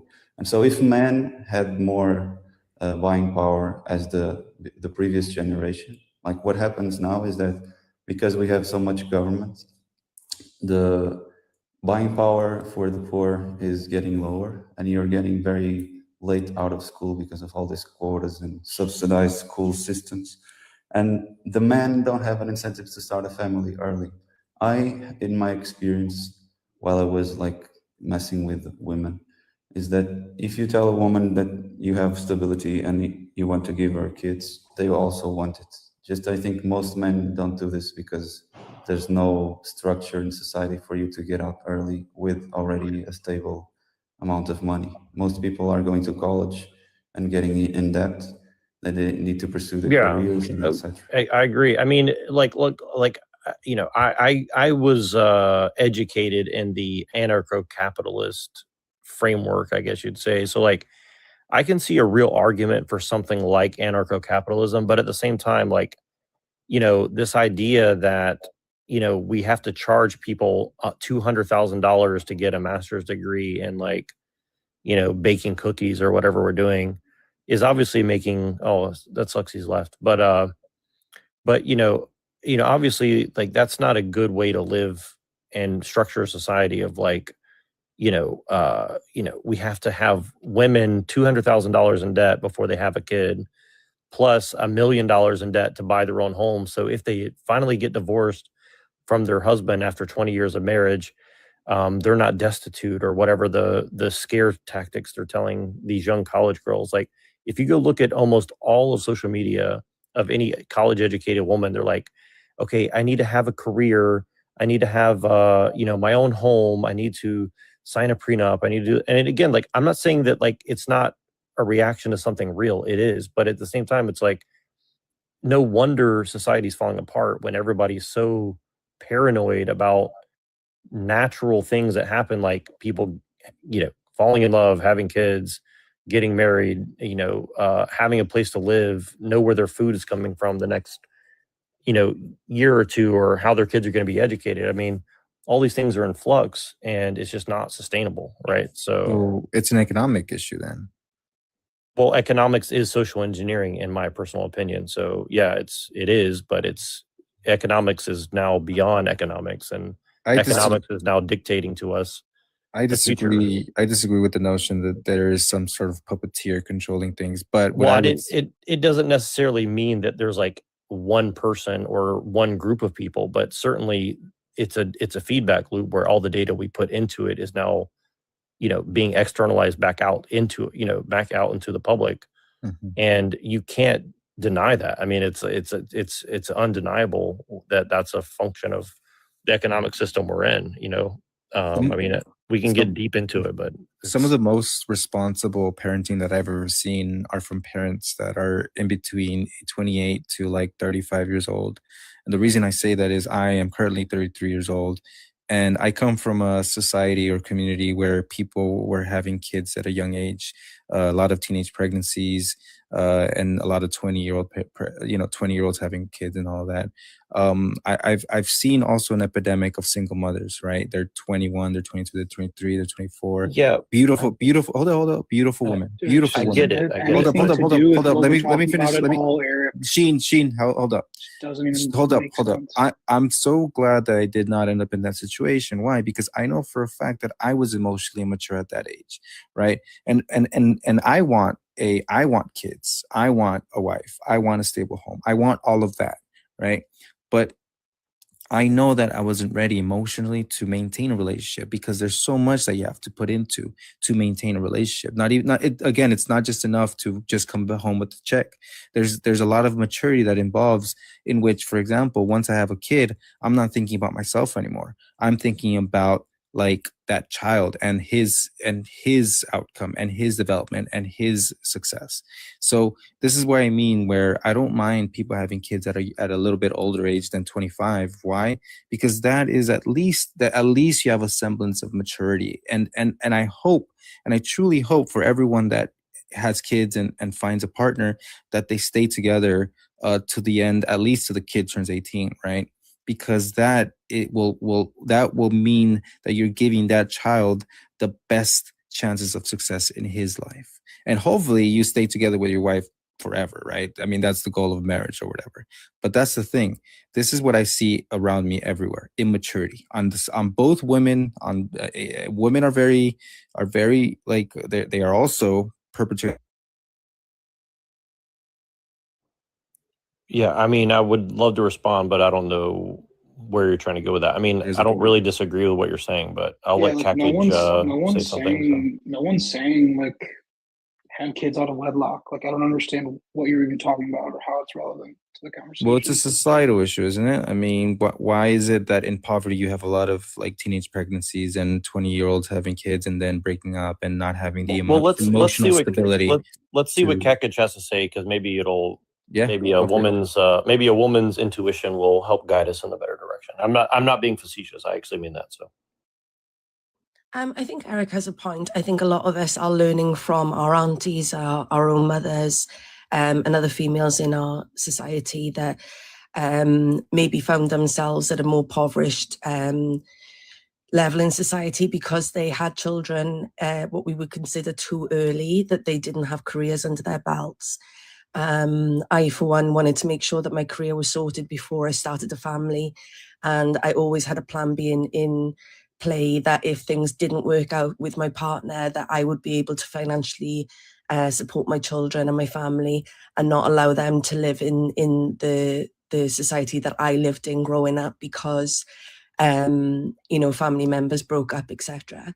So I think there is like a learning curve. And I think Eric's quite right in that people are, like both men and women and young boys and young girls are learning from their parents that, hang on, I need to make sure that I'm financially secure in a modern society before I start bringing children into it. I mean, I have a response, but I'll let Sheen go first because I don't want to derail myself. So I'll let Sheen go first. Yeah, I mean, all I have to say to that is like again, yeah, like the economy like has made it very difficult to have children and essentially set your life up where you can have well, I would consider like a nuclear family like dynamic, but like it's still just the point still remains to me is like we have essentially incentivized women to work and prioritize career. And I mean, I think that's because of the like collapse and essentially like theist values. I think that's the main cause of this. Just that the idea that everything's arbitrary, everything is subjective, anyone can do anything. Traditional rules are oppressive or something in that sense. It's like Well, things that I think are essentially the cause of the mistake.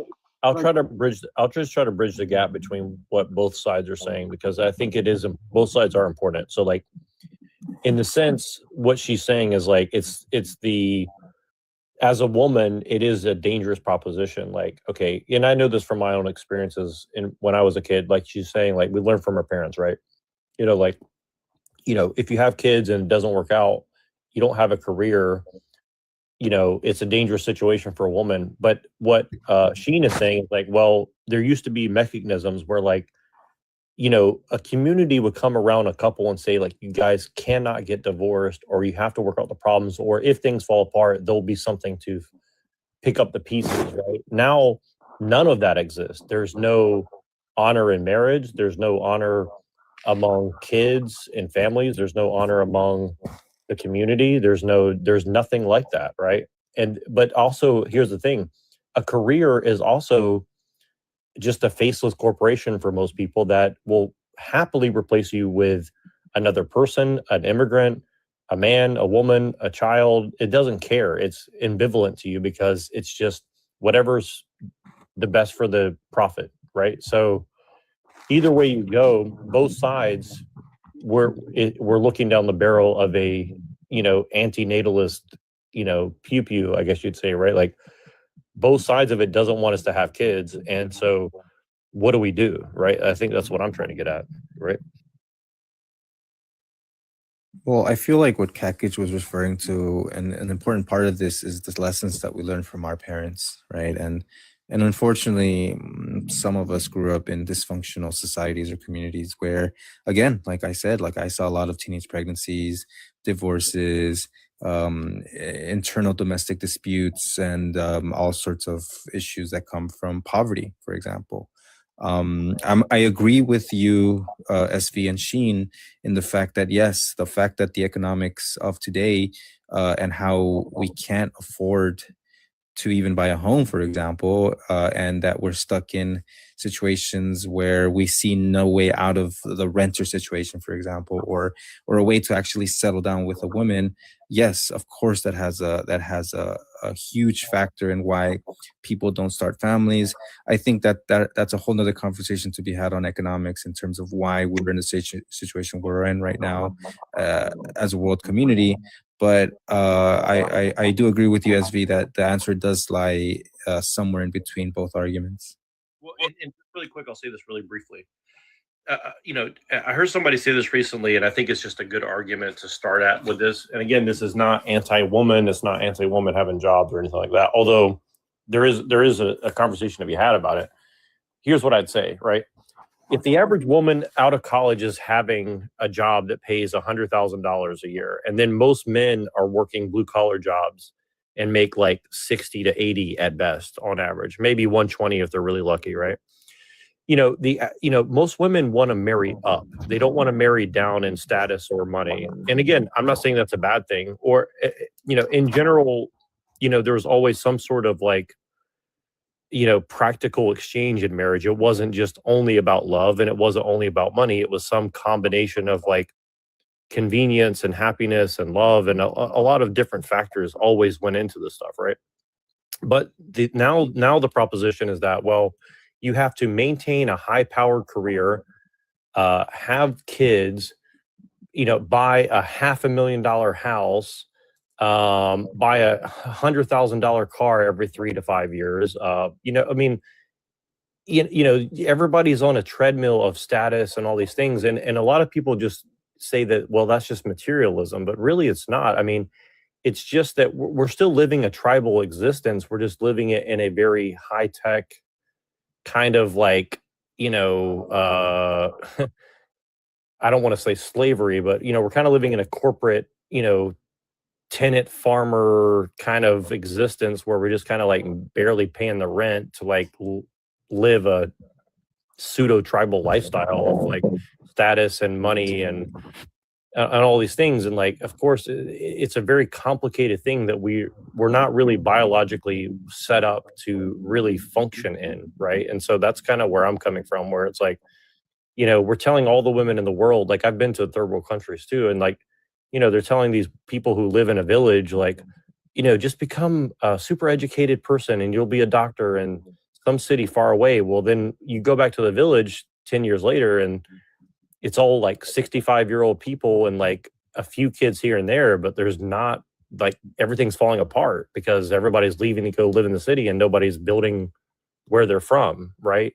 So, it's kind of leading to dysfunction. And then all the people in the cities don't have kids. And if they do, they get divorced because they need to maintain their status of their career and all this. So it's just a lot of social calculations that people have to make. And I think that's just a very, unhealthy way to live as a human being, much less, anything else. I mean, May I weigh in here? Okay, I appreciate that. So I have a few things to say.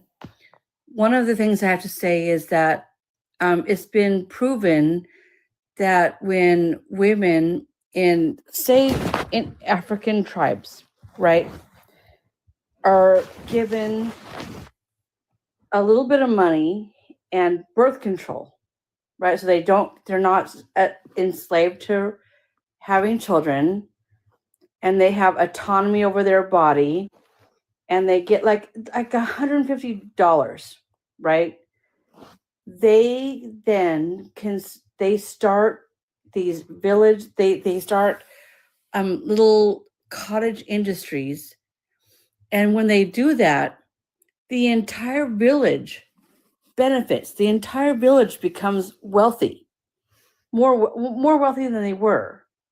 When women are not enslaved by their ovaries and their uterus, they flourish and they raise the floor. Well, the key word is overall. flourish. What does that mean, to flourish? What does that mean to you? It's true because I've seen these studies and I've seen these. Let her define what flourish means before we continue. What does that mean? Monetarily. Okay, so hold on. So you're saying that the value of a woman's existence is monetary? No. What she's saying is that don't speak for her. No. Hold I'm not speaking for her. I am presenting evidence. I am presenting evidence that is lateral to her argument. Just wait for Eric, a second. don't mansplain. Let her explain what she means. Let her explain what she means, please.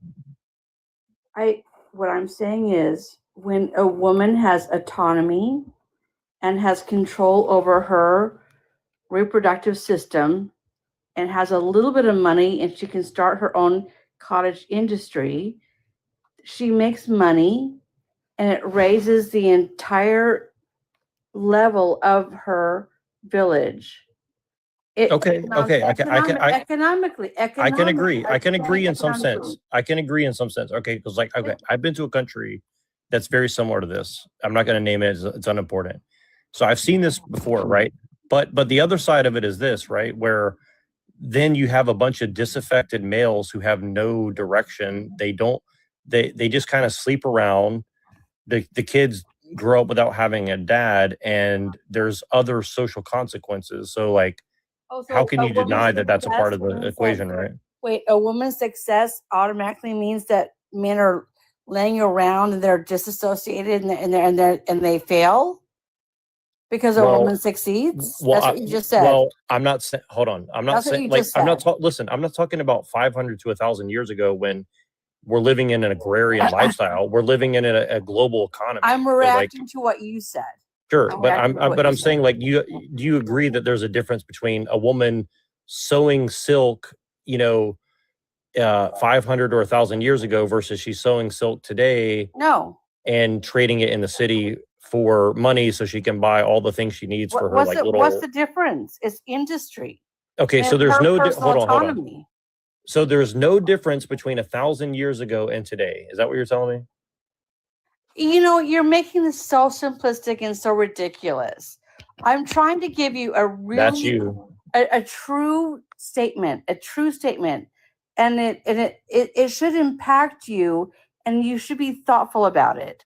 That if women can have control over their biology, which the Catholic Church has stopped them from doing, right, for a couple thousand years. If women can stop having children and just do a job, have a career, it not only benefits them and their family, it benefits their entire village, their Right. entire community. But And if that's everybody been stops having proven. kids, there won't be any people. So then nobody's going to have to We worry didn't about that, stop. I never said stop having kids, but men have been suppressing women for thousands of years. Well, I using the have bad Bible. news for you. Women have been suppressing women for thousands of years. Did you know that? Men have been suppressing women for So thousands. women never, ever, because ever you guys undercut have each other, bigger right? muscles. Women never, Don't blame us. undercut each other, right? Don't blame women for We have a doing that. new You've done that. We have a new person on Men the have panel. done that. Scooty, do you No, I want just want to make sure that this is a clear point. Are you saying women never screw each other over for any reason? Are you saying that men have never screwed women over? both are true? Can we move on? Hi, Eric. Scooty, Thank you for that. Scooty, do you want to add? Let's be honest. Let's Do you be want honest do you want me to do the about like history. I'm 40? Let's be honest about history. Hold up, hello. Let's move on. Scooty, what did you say? Did you want me to do the I'm 40 and I'm from Nevada? Yeah, that's fine. What do you think about the I guess the topic at hand, I guess? I'm like specifically their issue or the prompts issue. You could do either actually. Yeah, I mean, the first thing that bothers me is that they're saying suppress when it's oppress, and men have not been oppressing women for thousands of years. That's just That's not not the true. case. They have been. Men and women have been greatly living very much well together, and supporting You're each not. other. You And don't know do some history. men You don't know oppress some history. women? Yes, of course, and they're terrible, and that shouldn't happen. But in large, we live pretty well together. Not true. Okay, where is that not true? You obviously don't know anything about history if you think that women have always been pretty much treated equally. It's not true. Well, actually, Everyone that's suffered not my claim. historically. Everyone, gender is irrelevant. Well, it's not. Gender is not irrelevant. And Hilo, Gender is that wasn't relevant. my claim, miss. Absolutely is. Hilo, that wasn't my claim. I was saying that men have not been oppressing women. Yes, they have. Yes, they okay. have. Okay, that's how you feel. That's fine. But Just read any history book ever, and you'll see it. Any history book ever, by any group ever. I don't care what country it's from. What do you mean by Read oppression? any history book. What do you mean These by are all oppression, really then? big claims. There's a lot of history books and a lot of history. Could you help me like refine my query or search and give me a specific example? Okay, I'm gonna make it be in my lifetime, but it's been thousands of years. But I'm gonna shorten it to my lifetime. In my lifetime, women couldn't have a credit card without a man signing it off for her. Okay. Okay, in my lifetime, a woman couldn't have a mortgage without a man signing it off for her. Okay. In my mother's lifetime, women couldn't vote. No wonder a house is 500,000 on average in every metropolitan area. Don't blame women for that. That's not even funny. You asked Can I me a just ask question, really and I'm quick? answering you. How's that oppression? All right, we got Joey on the How panel. is it not oppression? All right, How I'm would you just like it asking if you. I told you? How would you like it if I told you you can't have a credit card unless I say you can? We got That's Joey. oppression. We got one Joey on the panel. Let's see what Joey's got to say about this. Oh. Yeah, quick thing on the whole, like we couldn't have credit cards and we couldn't get mortgages. That's incorrect. If you had income, No, it's you not. Could, You're a man and you don't know what you're Although talking about. Hilo, I agree with things that you say, Hilo, but let him finish. Yeah. It was a matter of, do they have income? Women could own property since the please Hold up, let me Hilo. finish. Hold up, Hilo. Since the 1880s, women could own property. If you came from a rich family and you had assets and income, you could definitely get a mortgage. You could definitely get a credit card, but most women didn't work.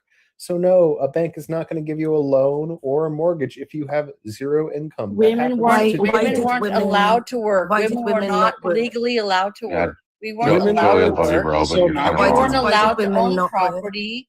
We weren't allowed to have a bank account. We weren't allowed to do a lot of things until this century. Until And the the fact that you don't know 1930s. that and then you're arguing is really sad. My grandmother worked, buddy. listen, My grandmother You don't worked know in the anything about 1930s. history.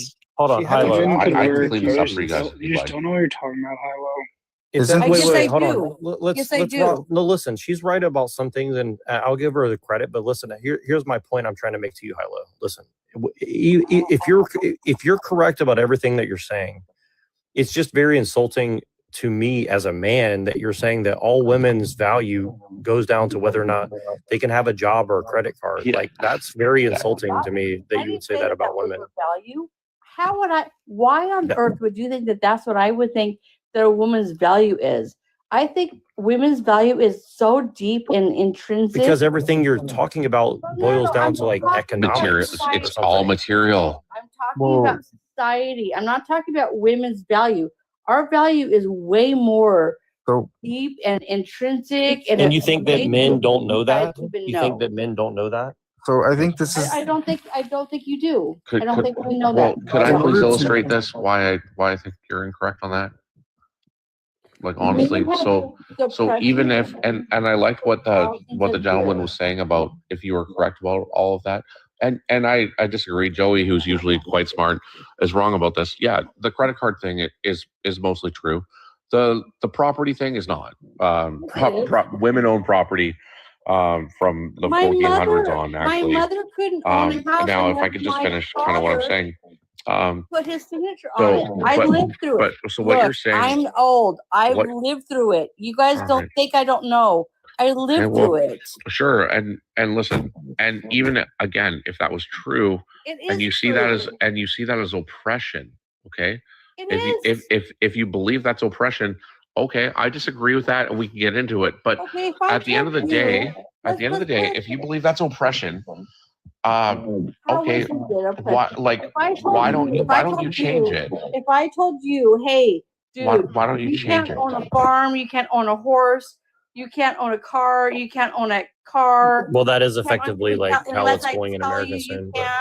You would think it's oppression. If it happened to you, you would think it's oppression. But because it happens to women, you think it's fine. Well, I'd like to pivot this conversation. I'd like to pivot this conversation away from a gender kind of narrative to a hold up. Why do you want to do that though?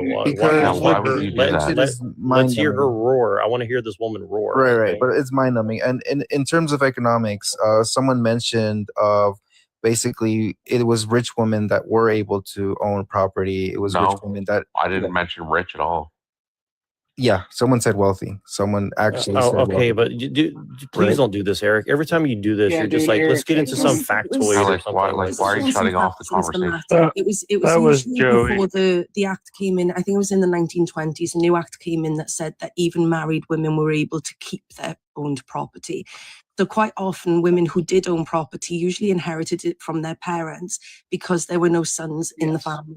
Then when they got married, the husband would take on that property. They would take control of that property when they got married until around the 1920s. I forget, I don't know the date offhand, but the 1920s created a new act in the UK that I know. I don't know about the rest of the world. You're correct. Where it allowed married women to keep hold of their earned property from, their inherited property. But if you want to talk about oppression, there's many other factors like forced marriage, restriction in education, gender-based violence. lower You're just spitting a lot wages. of things. Let me just ask. dependence on Let me just ask guardians. one question on this subject because I understand where you guys are coming from. I genuinely do get what you guys are saying. I think I'm not a woman, obviously, but do you think that the ideals that you now believe in would have been possible for you to conceive of without all this technology and all this stuff going on? Like, if technology and everything went away tomorrow, would the things that you believe still be even possible Of course. functionally? You're so that's the stupidest thing I've ever heard in my life. And I have been married to an idiot. I can't believe you said that. No, I can see where he's saying though. I can see what SV's saying though. It's an argument that they don't understand though. Lord. I can see what SV's saying in the sense that technology is the catalyst to social change, especially when it comes to gender equality and gender What opportunity. does that have to do with women's equal rights? Because women are not equal to men, lady. And women largely didn't even want. There was a huge anti-suffragette movement. They didn't largely want these rights. There's nothing equal about us. I wish men would understand what women. Okay, I'm going to give you an example of what it's like to be a woman. Okay, give me a minute. You never have to be homeless. This is a man. You get given everything from the age of 18. Okay, wait. If you were walking down the street and you had like $50,000 in cash in a bag on you, and you were walking down the street, or how you would were a virgin. Would you feel scared? No, what are you talking about? Women feel like that every single minute that they're walking around the world. So why do they just keep throwing that $50,000 my 85-year-old grandma is afraid that she's going to get jumped on by a bunch of guys. 84-year-old grandmothers have been raped and murdered. Don't think that hasn't happened. Miss, can I just ask you, like, do you believe that civilization is created so that we can, there's people that are strong and people that are weak, but ultimately we all kind of agree and kind of sign a social contract in civilization so that can be spread and equalized amongst the strong and the weak to a certain degree. But that there are duties, kind of in that. And now with that, men, by and large, because men are the ones that can enforce this, have created a society where you can actually walk outside safely. We can't. Like, do you understand that without us, you wouldn't be able to do that? So this idea of oppression is insane. You're actually put into a position of privilege. Women don't walk outside Yeah, safely, it's due to sir. men's benevolence that you even have all these rights. He's completely correct. Like, do you not I don't understand think that this? is correct. Don't walk outside. First of all, we mentioned the social contract theory. Who gives? We mentioned the social contract theory. Whose social contract are you operating under? Societies. All Yeah. of men are so. You're saying societies, but that doesn't really answer the question because there's a number of different thinkers who have different concepts of I social agree with you. contracts. Could you be a little bit more specific, please? Yeah, why what? What I social am contract muting you theory? so he can finish. Being what he's muted saying. while we're having a conversation. Because the host is talking and you're all Yeah, speaking thanks, over him. Kakich, Just but be him and I were the quiet. ones going back and forth. Just let him Yeah. finish. Which social contract theory exactly? So- Because you keep saying like society, but this Right. is just categorically true of every thinker's.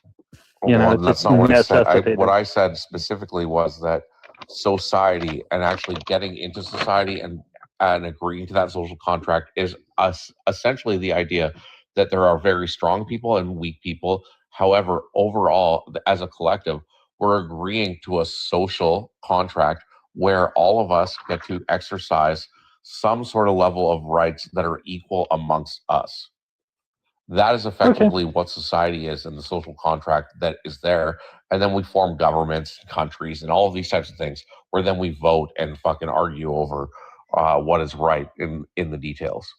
But ultimately,